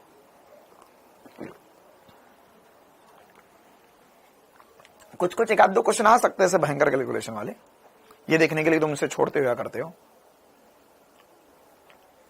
चलिए, हाँ भाई, ये वही वाला क्वेश्चन है जैसे अभी मैंने आपको बताया था, question number 14, question number 15, NEET 2015 का सवाल। ये जो सवाल है, ये अभी मैंने आपको जो क्वेश्चन में कर रहा था 16 वाला खतरनाक सवाल, उसका फॉर्मूला है, पूछा था 15 में, है ना। मतलब इतनी दिल पे लगा ली बात, पता नहीं 2016 में किसने पेपर बनाया, क्या खा के पेपर बना दिया। उसने देखा अच्छा 2015 में फॉर्मूला, 2016 में उसने न्यूमेरिकल ही पूछ लिया उस पर, वो भी खतरनाक वाला। चलो कोई बात नहीं, क्वेश्चन पढ़ो, सवाल का जवाब बताने की कोशिश करो। हमें बोला है कि यहाँ पे आर प्रतिरोध है, पी शक्ति है। अच्छा, थोड़ा अलग सवाल है ना, थोड़ा अलग सवाल है। 1/√2 कितना होगा, क्या करना है, कितना होगा उससे? 1/√2 1/√2 1/2 हो चुका है। नहीं अरे डायरेक्ट मत कर, पहले एक बार देख ले क्वेश्चन में क्या बोलना चाह रहा है। क्वेश्चन में बोलना चाह रहा है कि एक प्रतिरोध आर की शक्ति पी है। अच्छा, जब एक प्रत्यावर्ती धारा स्रोत से जोड़ा जाता है, ओके, यदि एक प्रेरक को प्रतिरोध के साथ श्रेणी क्रम में जोड़ा जाता है तो इस परिपथ की प्रतिबाधा Z है, तो शक्ति क्या हो जाएगी? मतलब हमें क्या दिया है, देखो, जब पहले प्रतिरोध जुड़ा होता है तो हमें पता है P बराबर होता है VRMS IRMS के बराबर, ठीक है। मतलब VRMS IRMS की वैल्यू P दी हुई हमें। अब हमारे पास P डैश क्या होता है सर, हमें पता ही होता है VRMS IRMS cos फाई होता है, cos फाई होता है हमारे पास, ठीक है। उसमें मतलब VRMS IRMS P है, cos फाई क्या होता है, cos फाई होता है सर R/Z, R/Z। अरे तुक्का क्या कर रहे हो तुम, मतलब सुन तो लो मैं क्या बोल रहा हूं, क्वेश्चन क्या बोल रहा है, बस लगे पड़े हो डी डी डी डी चिल्लाने में, है ना। वहां पर धारा को हटाकर, बिल्कुल सही बात है, धारा को हमने हटाकर किया था, लेकिन वहां पर देख तो लो क्या बना था, वहां पे क्या बना था, वहां पे V² × R था, ठीक है। वहां पे P लिखा, P। तो क्या आंसर आ जाएगा? तो सर यहां पर VRMS × IRMS को P बोल दिया क्योंकि ये प्रतिरोध के लिए था, और यहां पे cos फाई R/Z होता है, तो आंसर आ जाएगा दूसरा वाला।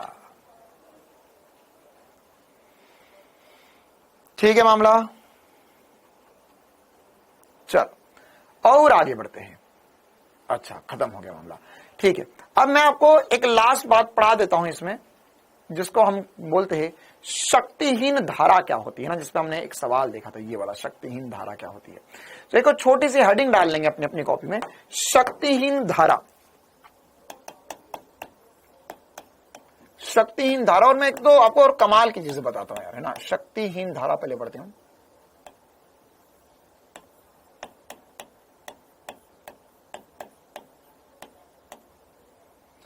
शक्तिहीन धारा,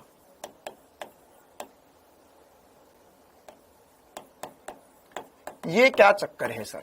देखो, हमारे पास मान के चलो एक LRC परिपथ है, मतलब एक R भी है, L भी हो सकता है, C भी हो सकता है, तीनों हो सकता है, ठीक है। तो यहां पर मॉड्यूल में D आंसर दिया रखा है, मैंने देखा है, एक बार देख लेता हूं मैं फिर से।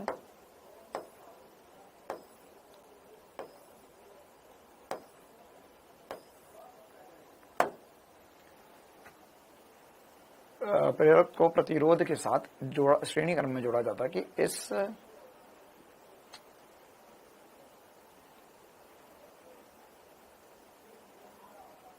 तो शक्ति क्या होगी, शक्ति पूछा ना यार हमसे।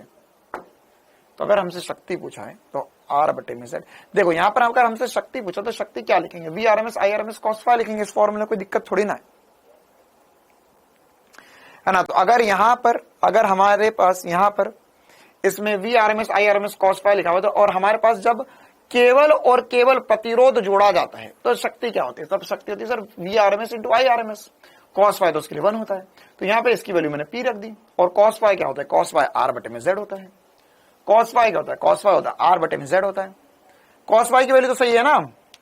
बिल्कुल सही है सर, मुझे तो सही दिख रहा है। 4th आएगा, ठीक है। एक और बार फिर से हम चेक कर लेंगे, बाकी मेरे को तो यहाँ पे R/Z लग रहा है ना। cos फाई लिखना है हमें, तो VRMS IRMS cos फाई। जब हमारे पास शक्ति लिखते हैं, मगर हमारे पास RLC परिपथ होता है, उसमें D क्यों नहीं होगा? क्योंकि B आंसर R है। ये cos फाई को क्या लिखेंगे? R/Z लिखेंगे। P शक्ति लिख दिया मैंने, इसमें कोई दिक्कत वाली बात तो नहीं दिख रही है मुझे। एक और बार फिर भी मैं चेक करूंगा, है ना। बाकी हाँ मॉड्यूल में अगर होगा करेक्शन तो मैं आपको कल बता दूंगा एक बार, ठीक है। वी स्क्वायर बटा आर से करना है, ठीक है। वी स्क्वायर बटा आर से करके दिखा देते हैं हम। तो P होगा वी स्क्वायर बटे में आर हो जाएगा। तो यहां पर अगर हम cos फाई लिखेंगे तो cos फाई में हमारे पास देखो वी स्क्वायर बटा आर से करेंगे तो थोड़ा सा कॉम्प्लिकेटेड हो जाएगा ना, और उससे हम अच्छा एक मिनट रुको, वेट अ मिनट ये वाला क्वेश्चन फिर से करेंगे हम। देखो क्या है लोचा इस क्वेश्चन में, देखो ध्यान से, एक मिनट रुक जाओ। क्वेश्चन में क्या बोला गया है, क्वेश्चन में बोला है हमारे पास यहां पर एक प्रतिरोध है और यहां पर इसमें एक वी स्रोत लगाया गया है और यहां पे धारा कुछ आई जाएगी। तो यहां पे धारा आई जा रही है, ओके। फिर क्वेश्चन में बोला है कि यदि प्रेरक को प्रतिरोध के साथ श्रेणी क्रम में जोड़ा जाता है, इस तरह परिपथ की प्रतिबाधा Z हो जाती है ना। अब चक्कर यह है कि इसमें एक्चुअल में एक बात उसे स्पेसिफाई करनी चाहिए कि अच्छा ये तो समझ में आ गया, ये P बराबर होगा I RMS V RMS, ठीक है। अब एक छोटा सा नया लोचा क्या है यहां पर, इसमें हमारे पास एक R दिया हुआ है, एक L दिया हुआ है। अच्छा अब इसमें यदि समान स्रोत से जोड़ा जाएगा, है ना, स्रोत समान है, तो स्रोत अगर समान होगा तो यहां पर V की वैल्यू क्या आएगी सर, ये एक्चुअल में अगर मैं यहां पे कर रहा हूं P डैश बराबर कर रहा हूं V RMS I RMS cos phi, अगर मैं करता हूं तो इस कंडीशन में मैं सीधे इसको P उठाकर नहीं लिख सकता। क्यों नहीं लिख सकता? क्योंकि यहां पर जो धारा जाएगी और यहां पर जो धारा जाएगी वो अलग अलग धारा आएगी। ध्यान से सुनो क्या बोल रहा हूं मैं, इसकी धारा और इसकी धारा अलग अलग होगी, है ना। तो क्वेश्चन में जैसा बोला गया है कि जब एक प्रत्यावर्ती धारा स्रोत से जुड़ा जाता है, यदि प्रेरक को प्रतिरोध के साथ श्रेणी क्रम में जुड़ा जाता है, तो उसने कुछ नहीं बोला, मतलब स्रोत के बारे में नहीं बोला, मतलब कि स्रोत को उसने समान ही माना है। तो मैं यहां पे जब IRMS लिखूंगा तो यहां की जो धारा आएगी वो कितनी आएगी सर, यहां की धारा आएगी V RMS, या RMS नहीं लिखते, मैं सीधे V ही लिख देता हूं, क्योंकि V इंटू धारा कितनी बहेगी सर, यहां से धारा होगी V बटे में Z आएगी, यहां पर धारा इंटू cos फाई R बटे में Z हो चुका है, ठीक है। अब ये धारा और ये धारा समान नहीं है, इसमें धारा कितनी आएगी सर, इसमें धारा आएगी, इसकी धारा होगी V बटे में R होगी, तो यहां पर P की वैल्यू होगी V स्क्वायर बटे में R हो जाएगी P की वैल्यू। तो अब अगर मैं P डैश की वैल्यू निकालूं, इसको मल्टीप्लाई कर देता हूं, तो हो जाएगा V स्क्वायर बटे में Z का स्क्वायर, V स्क्वायर हो गया, Z का स्क्वायर हो गया, R आ गया, ठीक है। तो अब मेरे पास P क्या है, P है सर V स्क्वायर बटा R, तो यहां पर मैं चाहूं तो इन दोनों को डिवाइड कर दूं, या आपको ऐसा लगता है कि नहीं सर मैं एक R से मल्टीप्लाई डिवाइड कर लूंगा, तो यहां पे V स्क्वायर बटा R बना दूंगा मैं, या V स्क्वायर की वैल्यू उठा के मैं यहां पर रख लो, तीनों ऑप्शन है, जैसी आपकी मर्जी हो। तो यहां पर मैं लिख सकता हूं कि P डैश जो हो जाएगा सर जी, ये V स्क्वायर की जगह मैं लिख दूं P इंटू R बटे में Z स्क्वायर इंटू एक और R है, तो ये R इंटू R का स्क्वायर हो जाएगा।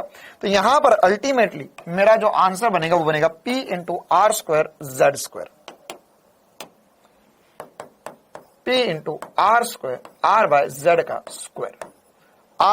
का स्क्वायर, फोर्थ सही जवाब आएगा, ठीक है। फिर से एक बार देख लो क्या बोला गया है क्वेश्चन में क्या बोला गया है, यहां पर हमारे पास पावर कोई स्रोत था, है ना, यहां पर कुछ स्रोत था। L कहां से आया, क्वेश्चन में बोला ना, यहां पर ये श्रेणी क्रम में एक प्रेरक को जोड़ा जाता है प्रतिरोध के साथ, ठीक है। तो क्वेश्चन में बोला है हमारे पास एक स्रोत है, अब इसमें शक्ति P है, ये होगा IRMS V RMS होगा, बिल्कुल सही बात, या मुझे पता है सीधे V स्क्वायर बटा R भी लिख सकता था मैं, है ना, लेकिन अब इसमें मैं direct P V into I को मैंने P क्यों नहीं लिख दिया, क्योंकि बात ये यार इसकी धारा अलग अलग होगी, दोनों में धारा अलग अलग धाराएं जाएंगी, जाएगी। तो इसमें धारा आई जा रही है, इसमें धारा कितनी जाएगी सर, मुझे नहीं पता इसमें धारा कितनी जाएगी, तो वो मुझे निकालना पड़ेगी, तो उसकी धारा निकलेगी V बटा Z से, V बटा Z से। तो इसकी धारा अलग अलग होगी, तो इसमें मैं सीधे सीधे यूज नहीं किया, मैंने V बाय Z लिखा और फिर यहां से इनको मिलाकर सॉल्व किया। क्लियर है कहानी? आया समझ में? चलिए आगे बढ़ते और भी कुछ मजेदार सी बातों की तरफ। लिख लो इसे, लिख लो इसे, लिख लो इसे, करेक्ट कर लो कॉपी में।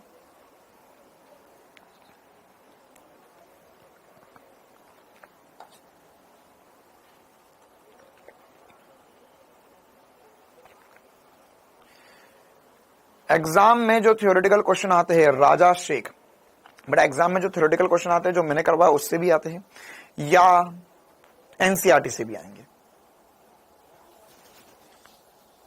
पी क्यों नहीं लिखा? कहां पर पी क्यों नहीं लिखा? ये पी डैश नए वाले परिपथ के लिए लिखा है। ठीक है, चलो भाई आगे बढ़ते और भी कुछ बातें समझते हैं हम।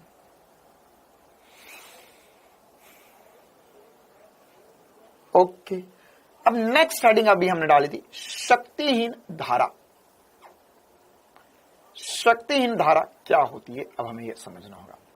शक्तिहीन धारा क्या होती है? देखो अभी हमने पढ़ा कि सर मेरे पास है ना, अगर एलआरसी परिपथ होता है तो उसमें मेरे पास यहां पर धारा ऐसी आई थी और वोल्टेज ऐसा आया था, वोल्टेज ऐसा आया था, है ना। यहां पे VL था, VC था, VR था, सबको मिलाकर मैंने बोला था कि यहां पर वोल्टेज ऐसा आ सकता है। ठीक है, लेकिन मैं चाहूं तो इसको ऐसा भी कर सकता हूं। देखो धारा आगे वो वोल्टेज आगे कोई फर्क नहीं पड़ता है, वो तो डिपेंड करेगा यहां पे VL ज्यादा VC से। लेकिन अभी समझने के लिए अगर मैं इसको ऐसा बना दूं कि सर वोल्टेज इधर आ जाए और धारा ऊपर चली जाए, ये गलत है या सही है? सही है सर। हो सकता है ना कि धारा ऊपर चली जाए वोल्टेज नीचे आ जाए, धारा ऊपर चली जाए वोल्टेज नीचे आ जाए। ठीक है, तो यहां पर हमारे पास इसमें धारा के घटक कर सकते हैं, है ना। हम शक्ति को जो लिख रहे हैं ना उसको समझने का एक और नया तरीका है हमारे पास ना। क्या है शक्ति को समझने का एक और नया तरीका कि सर अगर मैं धारा के दो घटक कर दूं यहां पर, तो धारा का एक घटक आएगा जिसे मैं बोलूंगा I cos phi और धारा का एक घटक आएगा जिसे मैं बोलूंगा I sin phi। ठीक है, तो देखो यार अब मुझे पता है ये धारा का एक घटक वोल्टेज की दिशा में है, तो मैं ऐसा बोल सकता हूं कि सर शक्ति जो होता है, शक्ति होता है V इंटू आई, या मैं चाहूं तो VI cos phi। सर इनको साथ में क्यों लिख रहे हो? ये फील लेने के लिए कि एक्चुअल में शक्ति तो V इंटू आई ही होता है, लेकिन यहां पे धारा का एक वो घटक जो वोल्टेज की दिशा में, वो एक्चुअल में मुझे शक्ति हाथ से देगा या वो शक्ति बताएगा, वो शक्ति देगा। आई बात समझ में? तो यहां पर ये हो गया I cos phi, वोल्टेज धारा का वो घटक जो वोल्टेज की दिशा में, तो V इंटू आई cos phi, ये पावर बन गया। तो सर ये वाली धारा कहां गई? I sin phi, इसका तो किसी ने कुछ किया ही नहीं और ये ना तो शक्ति में आ रही है, तो इसीलिए इसे शक्तिहीन धारा नाम दे दिया। क्या नाम दे दिया? शक्तिहीन धारा नाम दे दिया। तो मैं क्या बोल सकता हूं कि धारा के दो घटक होंगे। धारा का एक घटक होगा I cos phi और एक होगा I sin phi। तो I cos phi क्या होगा? धारा का वह घटक जो शक्ति में आता है।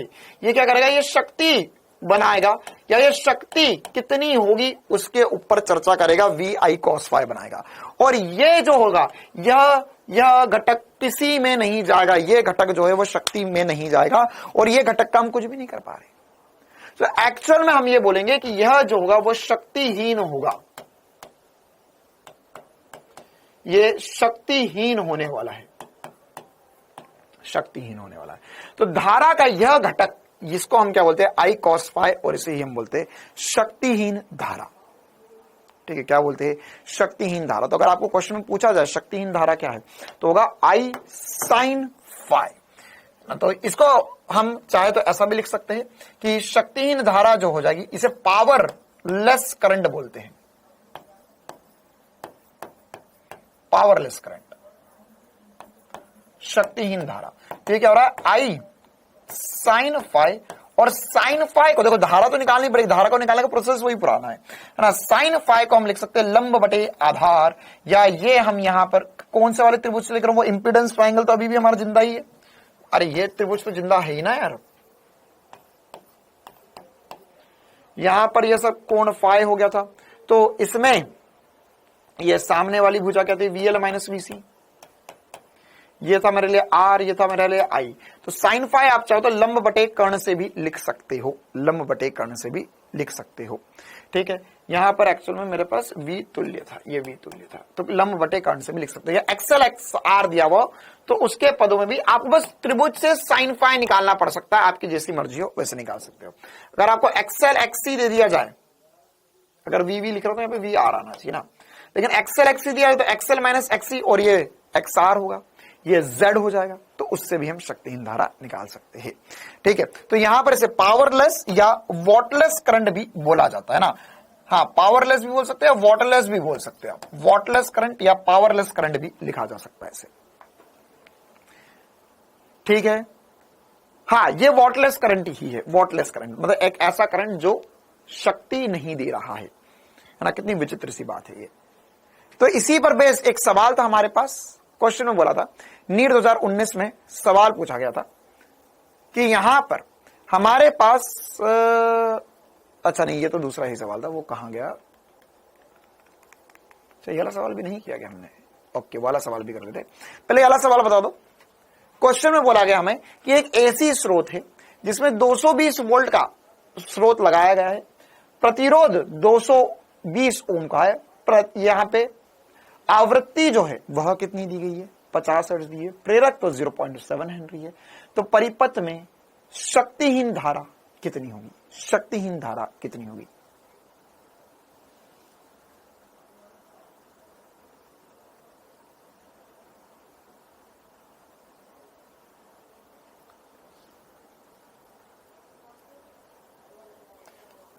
सर जी आपकी कल रात 6 बजे वाली वीडियो में, अच्छा YouTube पर, ठीक है शिवम बेटा मैं पढ़ लूंगा, YouTube पर मैं पढ़ लूंगा, ठीक है। हाँ शक्तिहीन धारा, वॉटहीन धारा, एवरीथिंग सेम।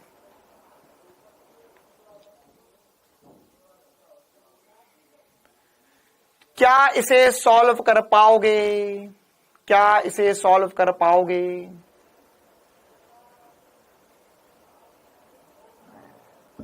वॉटहीन धारा, शक्तिहीन धारा बोल सकते हैं।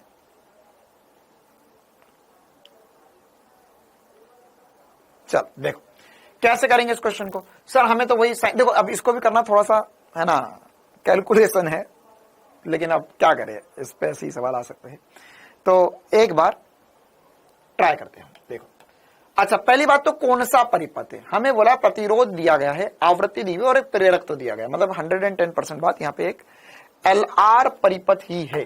अच्छा सर अब इसमें हमें Z का मान भी ज्ञात करना पड़ेगा, तो शक्तिहीन धारा ज्ञात करनी है, तो I sin phi मेरे पास शक्तिहीन धारा होगी, या ये मेरे पास वॉटरलेस करंट हो जाएगा। अब धारा कितनी है सबसे पहले तो ये पता कर लो, धारा कितनी आएगी। तो सर यहां पर हमारे पास धारा निकालने के लिए ये एक्सेल भी निकालना पड़ेगा, एक्सेल भी निकालना पड़ेगा ना, तो थोड़ा सा कैलकुलेशन होने वाला है, तो तैयार हो जाओ थोड़ा। तो यहां कितना हो जाएगा, एक्सेल की वैल्यू निकाल के बताओ पहले तो। एक्सेल की वैल्यू ये हो जाएगा सर 2 पाई f इंटू एल, तो हो जाएगा 2 पाई इंटू 50 इंटू 0.7, तो कितना आएगा। इसे आप एक काम करो, पाई को 22/7 लिखो इस बार, ये 100 हो जाएगा इंटू 22/7 इंटू 0.7, पॉइंट उड़ेगा, 0 से 0 कट जाएगा, 7 से 7 कट जाएगा, ये आ जाएगा सर 220 ओम, 220 ओम आ चुका है, ठीक है। आर आपके पास है, बिल्कुल सर आर मेरे पास है, कोई दिक्कत वाली बात नहीं है, आर भी 220 ओम दिया गया है। आय हाय सर मजा आ रहा है, थोड़ा अच्छा मान आ रहा है। जेड कितना आएगा, जेड आ जाएगा सर 220√2 ओम आ जाएगा, डायरेक्ट निकाल दिया, कोई दिक्कत वाली बात नहीं है। सबसे पहले धारा कितनी आएगी, धारा आएगी सर यहां से। अच्छा अब मेरे को यहां पर स्रोत दिया हुआ है, तो ये कौन सा है, आरएमएस मान है, तो यहां पर मैं धारा लिखूंगा V बटे में Z।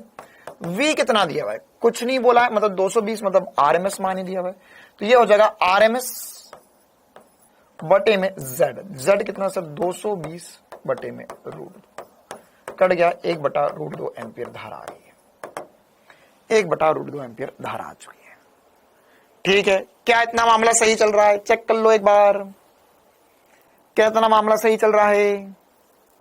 एनएमसी का नया सिलेबस आ गया है। ठीक है बेटा, एक बार क्लास के बाद मैं चेक कर लूंगा। यहां तक का मामला क्लियर चल रहा है क्या? इसके बाद में अब हमें धारा पता चल गई, साइन फाई क्या होगा, साइन फाई। तो साइन फाई अगर मैं इस त्रिभुज से निकालना चाहूं तो ये होता है लंब। लंब मेरे पास होता है एक्सएल माइनस एक्सी, तो यहां पे तो अभी एक्सएल ही होगा, और ये होता है मेरे पास आर, ये होगा मेरे पास जेड, क्योंकि यहां पे एक्सी तो है ही नहीं, एक्सी तो है ही नहीं। तो इस कंडीशन में मेरे पास मैं लिख सकता हूं आई की वैल्यू कितनी आ गई, 1/√2 आ चुकी है सर यहां पे, और साइन फाइल लंब है एक्सएल बटे में जेड, एक्सएल बटे में जेड। तो हो गया 1/√2 इंटू एक्सएल कितना आया था सर, एक्सएल आया था 220, जेड कितना है, जेड आया सर 220 बटे में 2 √2, कट गया सब कुछ, 1/√2 इंटू 1/√2 है 1/2 या 0.5 एम्पियर आंसर आया। ठीक है, सोचने में ऐसा अजीब सा पेतीजा सा लग सकता है आपको, लेकिन आसान है, होता है। आपको आई निकालना है, उसका साइन कंपोनेंट लेना, साइन फाई आंसर आ जाता है, बस आई साइन फाई आंसर होता है। तो यहां पर साइन फाई निकालने के लिए लंब बटे कर्ण का इस्तेमाल किया मैंने, और आई निकाला मैंने, धारा की वैल्यू निकाली। चलिए ओके,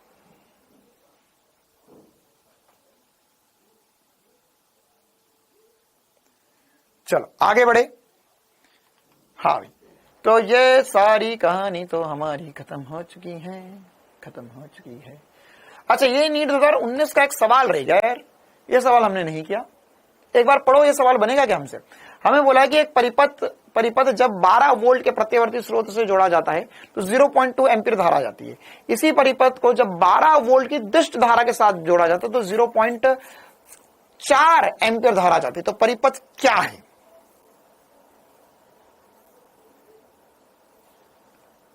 पायल बिटिया, आप आ गई क्लास में, आपने अभी तक एक भी डाउट नहीं पूछा था, मैं हमारी थोड़ी सांस अटकी भी थी।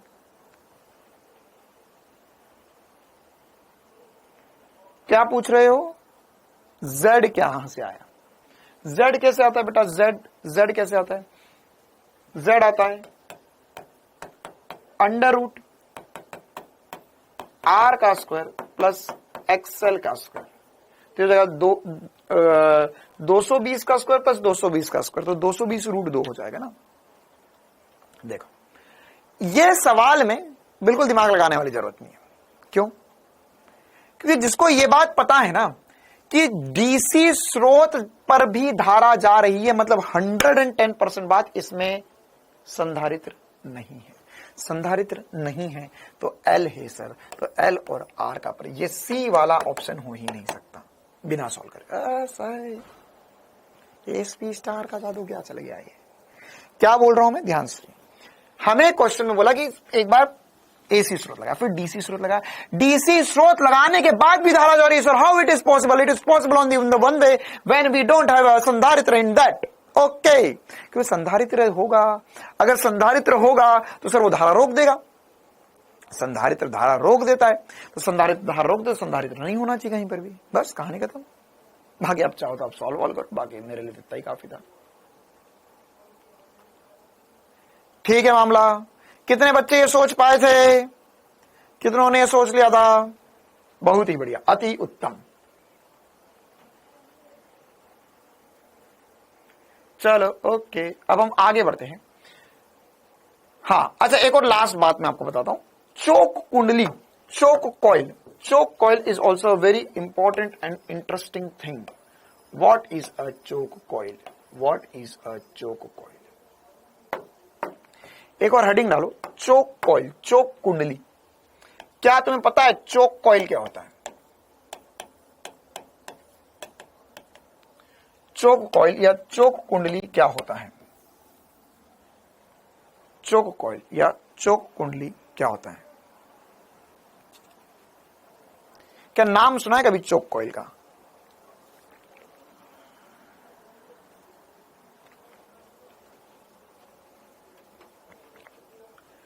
मोटरसाइकिल में चोक कॉइल लगी होती है। अच्छा, एकदम भारी चीज पे पहुंच जाते हो तुम। ट्यूबलाइट नहीं देखी क्या यार? तुम्हारे घरों में ट्यूबलाइट नहीं है क्या? नहीं सर, हमारे घरों में तो सर ओनली एलईडी लाइट।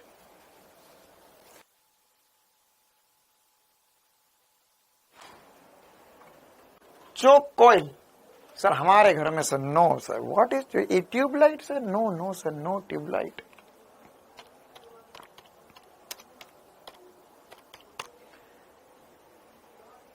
है ना?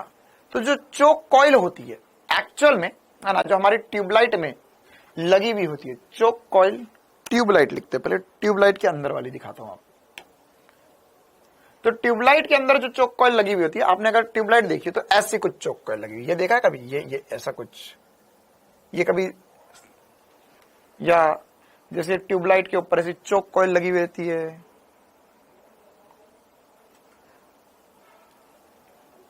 तुम्हारी साइकिल में भी लगी हुई है, मुझे तो लगता है तुम्हारे अंदर भी लगी हुई है एक चोक कॉइल, और तुम्हारे अंदर डीसी धारा जा रही है, मामला ही खत्म है पूरा। देखो, तो ये जो चोक कॉइल होती है वो एक्चुअल में करती क्या है ना, जैसे ये देखा होगा ना आपने, ये सब चोक कॉइल लगी होती है। मतलब आजकल के जो ट्यूबलाइट है तो वो एलईडी ट्यूबलाइट होगी, तो उसमें चोक कॉइल की जरूरत नहीं पड़ती है ना। बाकी पुरानी वाली जो ट्यूबलाइट होती थी, है ना, उन सब में ये चोक कॉइल लगी भी ही होती थी, ये चोक कॉइल लगी ही होती थी। अब ये चोक कॉइल अंदर से कैसे होती है? अंदर से कैसे होती है? तो चोक कॉइल के अंदर क्या होता है सर? चोक कॉइल के अंदर यही होता है, यही होता है, इंडक्टर लगा हुआ होता है बस बेसिकली हमारा। मतलब उसके अंदर कुछ नहीं है, उसके अंदर बस ऐसी वायरिंग कर रखी है ना, ऐसी गोल गोल गोल गोल वायरिंग कर रखी है, दैट्स इट। क्या बात कर रहे हो सर? ये वायरिंग करके रखी थी उसके अंदर, बस, और कुछ नहीं करके रखा हुआ उसके अंदर। तो सर एक्चुअल में ये वायरिंग से होता क्या है, अब इसको हमें समझना होगा। देखो, चोक कॉइल सबसे पहली बात एसी स्रोत में काम नहीं, सॉरी डीसी स्रोत में काम नहीं करेगी, है ना, डीसी में काम नहीं करेगी, केवल और केवल एसी स्रोत के लिए बनाई गई है। अच्छा सर, तो क्या करती है ये, है ना? एक्चुअल में क्या होता है, जो चोक कॉइल होती है वो चोक कॉइल कुछ एक क्या है, एक तरह का प्रेरक तत्व है, एक तरीके का प्रेरक तत्व है ना। अब इसका भी देखो तार है, उसका कुछ ना कुछ थोड़ा सा आंतरिक प्रतिरोध होगा, बिल्कुल हल्का सा स्मॉल आर मैंने बोल दिया, मान के चलो स्मॉल आर आंतरिक प्रतिरोध है। वैसे हम ये नगण्य ही प्रतिरोध मानते हैं, ठीक है। और यहां पर ये मेरे पास मेरी ट्यूबलाइट लगी हुई, ट्यूबलाइट भी क्या एक तरीका का प्रतिरोध ही है, ये मेरी ट्यूबलाइट लगी हुई है। अब अगर मान के चल मैंने यहाँ पे डीसी स्रोत लगा दिया, तो डीसी स्रोत क्या करेगा, डीसी स्रोत में से धारा जाएगी, ये तो इसमें से पूरी की पूरी धारा दे देगा इसको, और इसमें से पूरी पूरी धारा बह जाएगी, ट्यूबलाइट जल जाएगी। हाँ, यह मामला गड़बड़ हो जाता है। क्या होता है एक्चुअली, चोक कॉइल को क्यों इस्तेमाल करते हैं? हमारी जो ट्यूबलाइट होती है, हमारी जो ट्यूबलाइट बनी हुई होती है ना, वो ट्यूबलाइट को बहुत ज्यादा वोल्टेज की जरूरत नहीं होती है, बहुत ज्यादा वोल्टेज की जरूरत नहीं होती है। मतलब ट्यूबलाइट का जो वर्किंग वोल्टेज होता है, मतलब कि जो हमारे जो पुरानी ट्यूबलाइट्स होती थी उनकी बातें कर रहा हूं मैं, तो वो जो ट्यूबलाइट होती है, वो ट्यूबलाइट को जलने के लिए 220 वोल्ट पूरे नहीं चाहिए, 220 वोल्ट पूरे नहीं चाहिए। उसको जलने के लिए अगर आप 50 वोल्ट 60 वोल्ट तक भी दोगे तो वो भी जल जाएगी और बढ़िया जलेगी, है ना। उसको जलने के लिए 220 नहीं चाहिए, उसको जलने के लिए कम विभवांतर चाहिए। अच्छा सर, तो अब अगर उसे जलने के लिए कम विभवांतर चाहिए, तो हमने जब डीसी धारा पड़ी थी तब ये हमने पढ़ा था कि अगर मान के चलो मेरे पास एक प्रतिरोध है, एक और प्रतिरोध है, यहां पर मेरे पास ऐसा समझो कि 220 वोल्ट में दे रहा हूं, लेकिन मुझे इसमें चाहिए 100 वोल्ट, तो क्या कर सकता हूं, क्या कर सकता हूं मैं? मेरे पास यहाँ पे 220 है, यहाँ पे 100 आ रहा है, तो क्या करूं सर? मैं कुछ ऐसा करूं कि यहां एक प्रतिरोध लगा दूं जो 120 वोल्ट खा जाए। क्या बोलते हो? और कैसा लगा मेरा आइडिया? कैसा लगा मेरा आइडिया कि सर अगर आपको 220 चाहिए तो सर यहां पर आप क्या करो, 120 वोल्ट की कुंडली, 120 वोल्ट का एक प्रतिरोध लगा, तो इसको 100 मिल जाएगा, इसको 100 मिल जाएगा, इसको जो चाहिए था वो मिल गया। सर बहुत इंटेलिजेंट बात है ये तो। अरे समझ में आया, ये तो करके आए हुए हम कि सर अगर हमारे पास 220 है, यहां 100 चाहिए, तो यहां पे 120 वोल्ट खाने वाला एक प्रतिरोध लगा दो। लेकिन ये सबसे बकवास चीज है। क्यों? क्या बात कर रहे हो सर?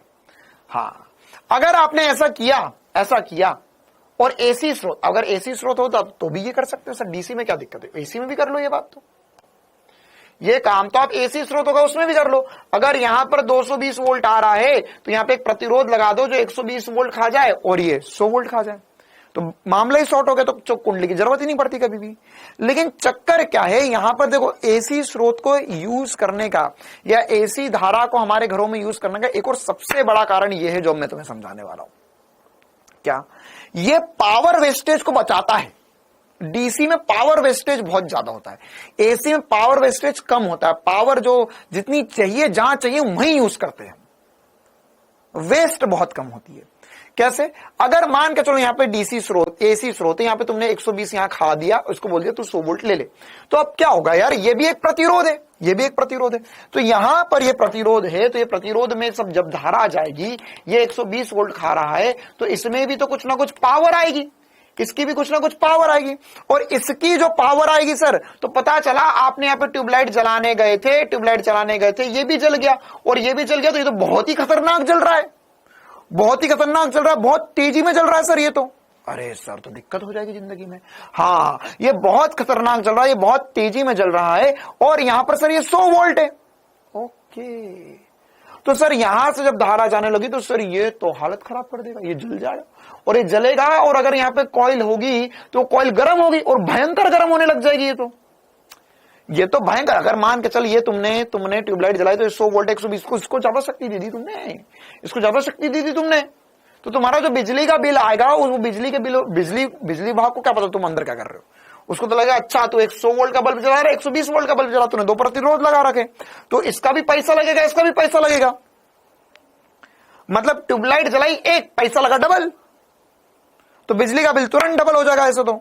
अब ऐसे एक ट्यूबलाइट है, 10 ट्यूबलाइट मेरे घर में, 4 पंखे मेरे घर में, तो सर तो ऐसे तो मामला ही खत्म हो गया, हर चीज जो जला रहा हूं उसका डबल भाव लग रहा है, डबल चीज आ रही है ना। जैसे अगर मान के चल मेरे पास जैसे टीवी वगैरह भी होती है और बहुत सारी चीजें जो हम घर में यूज करते हैं, उनको इतना वोल्टेज नहीं चाहिए, 220 नहीं चाहिए उनको, तुम तो दे रहे हो 220, तो क्या होगा सर, वहां ट्रांसफॉर्मर लगा दो। ओ हो है ना। आज से 50-60 पहले डायोड वगैरह इतने डेवलप नहीं थे कि ट्रांसफॉर्मर छोटे छोटे से इतने सस्ते सस्ते मिल जाए हमें, तो वहां तो पैसा भी ज्यादा लगता। तो इसका एक बहुत बढ़िया जुगाड़ दिया एसी स्रोत ने, है ना। एसी स्रोत ने क्या बोला, एसी स्रोत ने क्या बोला कि देखो यार कोई दिक्कत वाली बात नहीं, आई एम विथ यू, तुझे 220 चाहिए, ओके 220 दे दे, इसको कितनी देना, इसको 100 वोल्ट देना, इसको 100 वोल्ट देना है, कितना बचा 120 देना, हाँ इसको 120 दे दे। तो हमने बोला सर ये भी तो अब शक्ति खाएगा, नहीं ये शक्ति नहीं खाएगा, इसमें शक्ति हास्य नहीं होगा। क्यों? क्योंकि हमें पता है सर जो प्रेरकत्व होता है, केवल प्रेरकत्व की अगर मैं बात करूं तो ये वोल्टेज तो गिरा देगा मेरा, इसमें VL तो होगा, VL क्या होगा सर, VL जो होगा इसमें I × XL होगा, बिल्कुल इसका VL होगा, लेकिन मुझे पता है एक चक्कर में इसमें शक्ति हास्य शून्य होता है, शक्ति हास्य शून्य होगा। मैं कितने मजेदार काम करके दे रहा है यार, कितना मजेदार काम करके दे रहा है, कितना मजेदार काम करके दे रहा है। मतलब ये जगह भी घेर रहा है और खा भी नहीं रहा है, कुछ जादू से कम नहीं है ये, कोई जादू से कम नहीं है, ये कोई जादू से कम नहीं है। मतलब ये ट्यूबलाइट और स्रोत के बीच में, ये 2 चाहने वालों के बीच में तीसरा आया, और ये जो तीसरा आया, ये तीसरा आया, इसने जो इसको बोला था बस वही काम किया, वोल्टेज ही खाया, और इनके बीच का प्यार कम नहीं होने दिया। कहां मिलेगा ऐसा कोई आज के जमाने में तुम्हें, असंभव है सर ऐसा इंसान ढूंढना आज के इस कलयुग में। लेकिन यह है आपके घरों में एक चोक, रोज सुबह उठकर उसे एक टीका लगाया करो कि हाँ बहुत बहुत धन्यवाद चोक देवा, आप ना होते तो मेरे घर का बिजली का बिल डबल तो था ही था, और साथ ही साथ आपने मेरी ट्यूबलाइट को बचा कर भी रखा हुआ है, उसको जितना जरूरत है उतना ही दिया, है ना। मैं 220 देता हूं, लेकिन तुमने उसे 100 की जरूरत है 100 ही दिया, और हम दोनों के बीच में दूरियां भी नहीं बढ़ने दी। इतना महान होता है एक चोक कॉइल, जिसकी गाथा कोई नहीं गाता इस दुनिया में। खराब होता है तो लोग बोलते हैं चोक खराब हो गया, बदल के दूसरा लगा दो, लेकिन वो कितना महान काम कर रहा था अपनी जिंदगी में, ट्यूबलाइट जलने से ज्यादा इंपॉर्टेंट है चोक कॉइल का वहां होना। तो ये काम ये चोक कॉइल करता है। तो अब इसमें आपको ऐसे छोटे छोटे, अच्छा इसका कुछ ना कुछ प्रतिरोध होगा, हाँ ऑब्वियसली बात है, कुछ ना कुछ शक्ति का खाएगा, है ना। मतलब जैसे अगर आपने कभी ट्यूबलाइट जलती है और जलने के बाद में चोक को हाथ लगाया तो चोक हल्का सा गर्म हो जाता है, हल्का सा गर्म हो जाता है, हल्का सा गर्म हो जाता है। लेकिन हल्का सा गर्म होगा क्योंकि उसको यार कुंडली है, अब क्या करे, है तो वो भी आखिरकार इंसान, थोड़ी भावनाएं उसकी भी जाग सकती है, थोड़ा प्यार करने का मन उसका भी कर सकता है, लेकिन इतना नहीं करेगा, हल्का सा मन के मन में ही दबा रह जाएगा, उसका आंतरिक प्रतिरोध होगा कुछ ना कुछ स्मॉल आर, है ना। तो वो हल्का सा गर्म वो भी होगा, लेकिन मेन काम तो पूरा पूरा ट्यूबलाइट तक पहुंचाएगा वो। ठीक है, 220 वोल्ट का क्या हो, वही तो समझा रहा हूं। अरे यार 220 वोल्ट का कहां क्या होगा, कहानी खत्म हो गई, रामायण खत्म हो गई, अब ये पूछ रहा भैया कहां गए हनुमान जी, कहां उड़ कर गए थे। अरे 120 वोल्ट तो वही तो बोल रहा हूं, ये विभवांतर देता है, विभवांतर देगा, ये बिल्कुल देगा, विभवांतर देता है, विभवांतर देता है, लेकिन शक्ति में हानि नहीं होने देता है। आजकल की ट्यूबलाइट में बेटा, आजकल की ट्यूबलाइट एलईडी वाली होती है, एलईडी वाली ट्यूबलाइट होती है, तो उसमें चोक कॉइल की जरूरत नहीं है, है ना। जो ट्यूब वाली ट्यूबलाइट होती है उसमें चोक कॉइल लगाने की जरूरत होती है।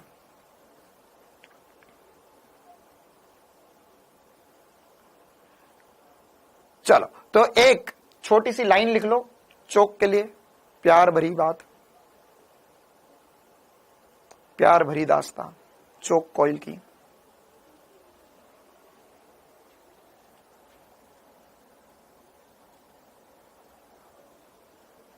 फ्यूज क्या होता है, अरे बेटा फ्यूज तो मैंने पढ़ा दिया ना, फ्यूज तो ऑलरेडी जब हमने विद्युत धारा पढ़ी थी तब पढ़ा था। फ्यूज क्या करता है, फ्यूज एक्चुअल में, है ना, जैसे पुराने आजकल तो एमसीबी लगी हुई थी, फ्यूज क्या होता है, फ्यूज एक प्रकार का एक तार होता है, ठीक है, सर कांच का उसके अंदर खोपचा सा होता है, उसके अंदर पतला सा तार जाता है। ये तार क्या करता है, ये तार फ्यूज की एक रेटिंग होती है, फ्यूज के मान के चलिए 5 एम्पियर का फ्यूज है, मतलब ये क्या करता है, अगर 5 एम्पियर से ज्यादा धारा आएगी इसमें से तो पिघल जाएगा, ये मेल्ट हो जाएगा, तो ये आगे धारा नहीं जाने देगा 5 एम्पियर से ज्यादा।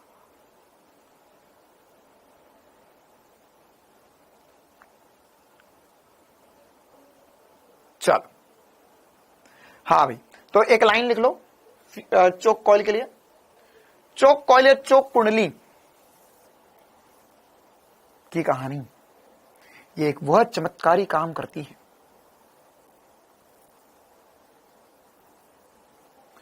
चोक कुंडली,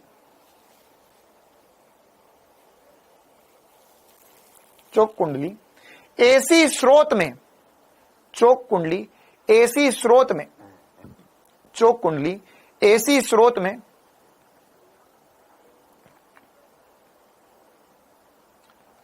चोक कुंडली एसी स्रोत में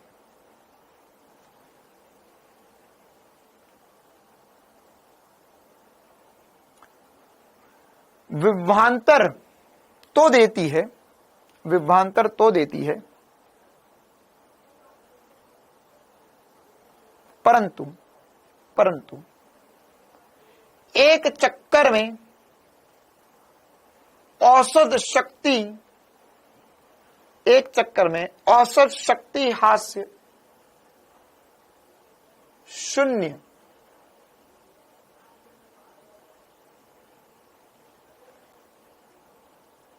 या ऐसा लिख लो, एक चक्कर में औसत शक्ति हास्य का मान 0 होता है।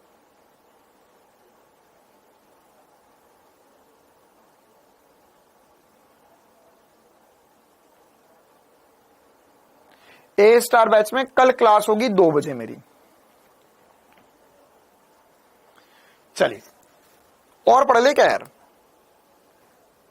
देखो अब इसमें मुझे थोड़ा बहुत और सवाल करवाना है आपको, और एक लास्ट टॉपिक पढ़ाना है जो कि होता है, और उसमें ना आधा घंटा तो लगेगा, कम से कम आधा पौना घंटा लगेगा। चलो कोई बात नहीं, है ना, कल मैं डिटेल में आपको ये वाला टॉपिक पढ़ा दूंगा। अब हमारे पास एक छोटा सा टॉपिक रहता है इसके अंदर, जिसमें हमें क्वालिटी फैक्टर वगैरह की बातें करनी है, अनुनाद की बातें करनी है, ठीक है। तो इस पर मैं कुछ कल क्वेश्चंस भी करवा दूंगा, अनुनाद भी पढ़ा दूंगा, और कल हम कुछ ऐसा करेंगे, कल कुछ नया होगा ना, मतलब कल की क्लास में, कल 2 क्लास होगी साथ में आपकी, है ना, कल 2 क्लास साथ में होगी। जैसे हम 7:30 बजे शुरू करेंगे क्लास, 7:30 से 8:30 बजे तक एक क्लास करेंगे हम, ठीक है। मतलब अगर हमारा 1 घंटे में खत्म हो जाता है तो उसके बाद में वाली क्लास एंड कर देंगे, 2 मिनट में फिर एक और नई क्लास शुरू करेंगे। क्यों? क्योंकि मैं फिर वो अगला चैप्टर पढ़ाना चाहता हूं आपको, ठीक है। तो वो वाला जो चैप्टर होगा, है ना, वो फिर से अगर हमारे पास समय बचता तो कल ही मैं आपको बता दूंगा क्या करेंगे उसके हिसाब से, ताकि आपको ऐप के अंदर वो अलग अलग वीडियो के रूप में दिखाई दे, अलग अलग क्लास के रूप में वो चीजें दिखाई दे। भले ही मैं पढ़ाऊंगा कल 1.5 घंटा ही कुल मिला के, 1.5-2 घंटे, कल 1.5 या 2.5 घंटे तक पढ़ा देंगे, कोई दिक्कत वाली बात नहीं है, ऐसा दुखी मत हो, 1 घंटा कल ज्यादा पढ़ा देंगे बस। तो वो भले ही हम कितना भी पढ़ाएं, लेकिन बीच में एक बार क्लास एंड करके फिर से हम क्लास शुरू करेंगे, 2 क्लास कल करेंगे हम। हाँ अच्छा चलो, हाँ ट्रांसफॉर्मर के क्वेश्चन भी बचे हुए, ठीक है, तो कल ट्रांसफॉर्मर के क्वेश्चन भी बता दूंगा मैं आपको। चलिए, छोटी दिवाली की छुट्टी चाहिए, 11 खोपड़ी की छुट्टी चाहिए तुम्हें? छोटी दिवाली चली गई मेरे साथ तो 10, छोटी दिवाली हो तो गई, कितनी बार करवाओगे छोटी दिवाली? कौन सी छोटी दिवाली बच रही है अब तुम्हारे घर में?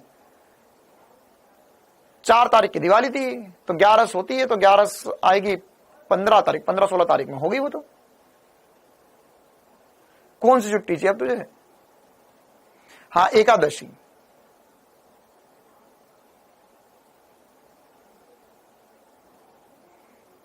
अच्छा, एकादशी है अभी, एकादशी कब आएगी?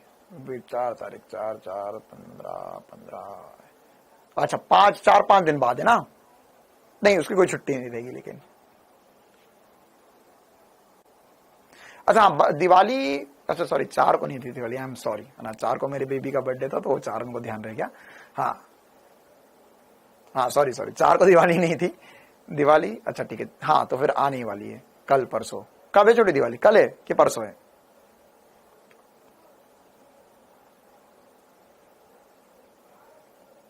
कल ही है, हाँ कल ही है। अच्छा कल, तो कल छुट्टी नहीं रहेगी, चिंता ना करो। कल वही है ना, वो कल 11 मतलब हमारे यहाँ 11 में तुलसी की पूजा होती है और उस पे ऐसे गन्ने, है ना, गन्ना यू नो, और शुगर केन गन्ना, तो ऐसे गन्ने को ऐसे खड़ा कर कर, है ना, उससे ऐसे पूरा तुलसी के ऊपर ऐसे बांध दिया जाता है और उसकी पूजा की जाती है कल 11 के दिन।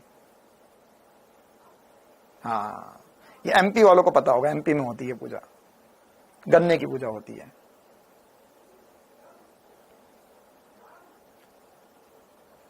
गन्ने की पूजा होती है। और फिर उसके बाद में, हाँ, देव उठनी 11 भी बोलते उसे। फिर उसके बाद में शादी का माहौल शुरू हो जाता है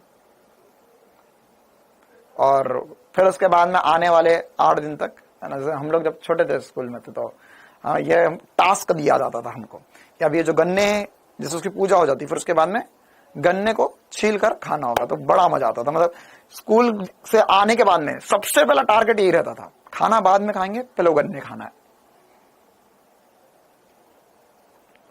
यूपी में भी होती है ना, हाँ।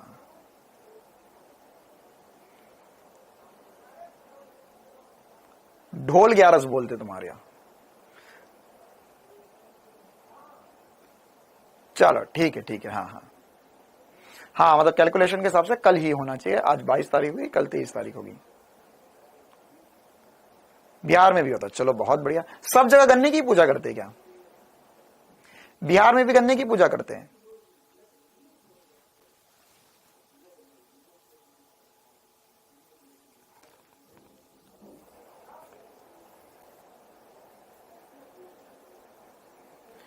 चलो ठीक है भैया, तुलसी पूजन होता है, ओके। छत्तीसगढ़ में भी होता है।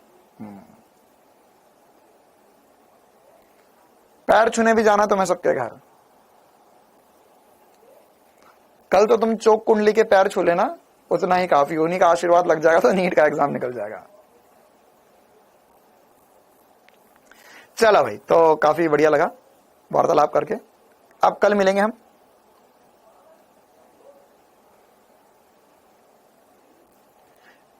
नेपाल में भी, नेपाल से पढ़ रहे हो क्या तुम? चलो भाई, तो जितना पढ़ा एक बार रिवाइज कर लेना।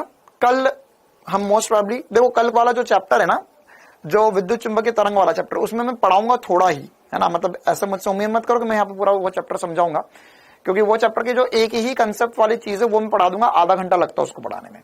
उसके बाद में पूरा थ्योरेटिकल में बता दूंगा कहां से क्या क्या पढ़ना है, वो खुद से एक बार रीड कर लेना तुम लोग, ठीक है। और उस पर लगेगा तो मैं एक बार क्वेश्चंस की प्रैक्टिस भी करवा दूंगा। चलिए, तो जितना पढ़ाया एक बार रिवाइज कर लेना। मिलते कल। Thank you, tata, bye bye.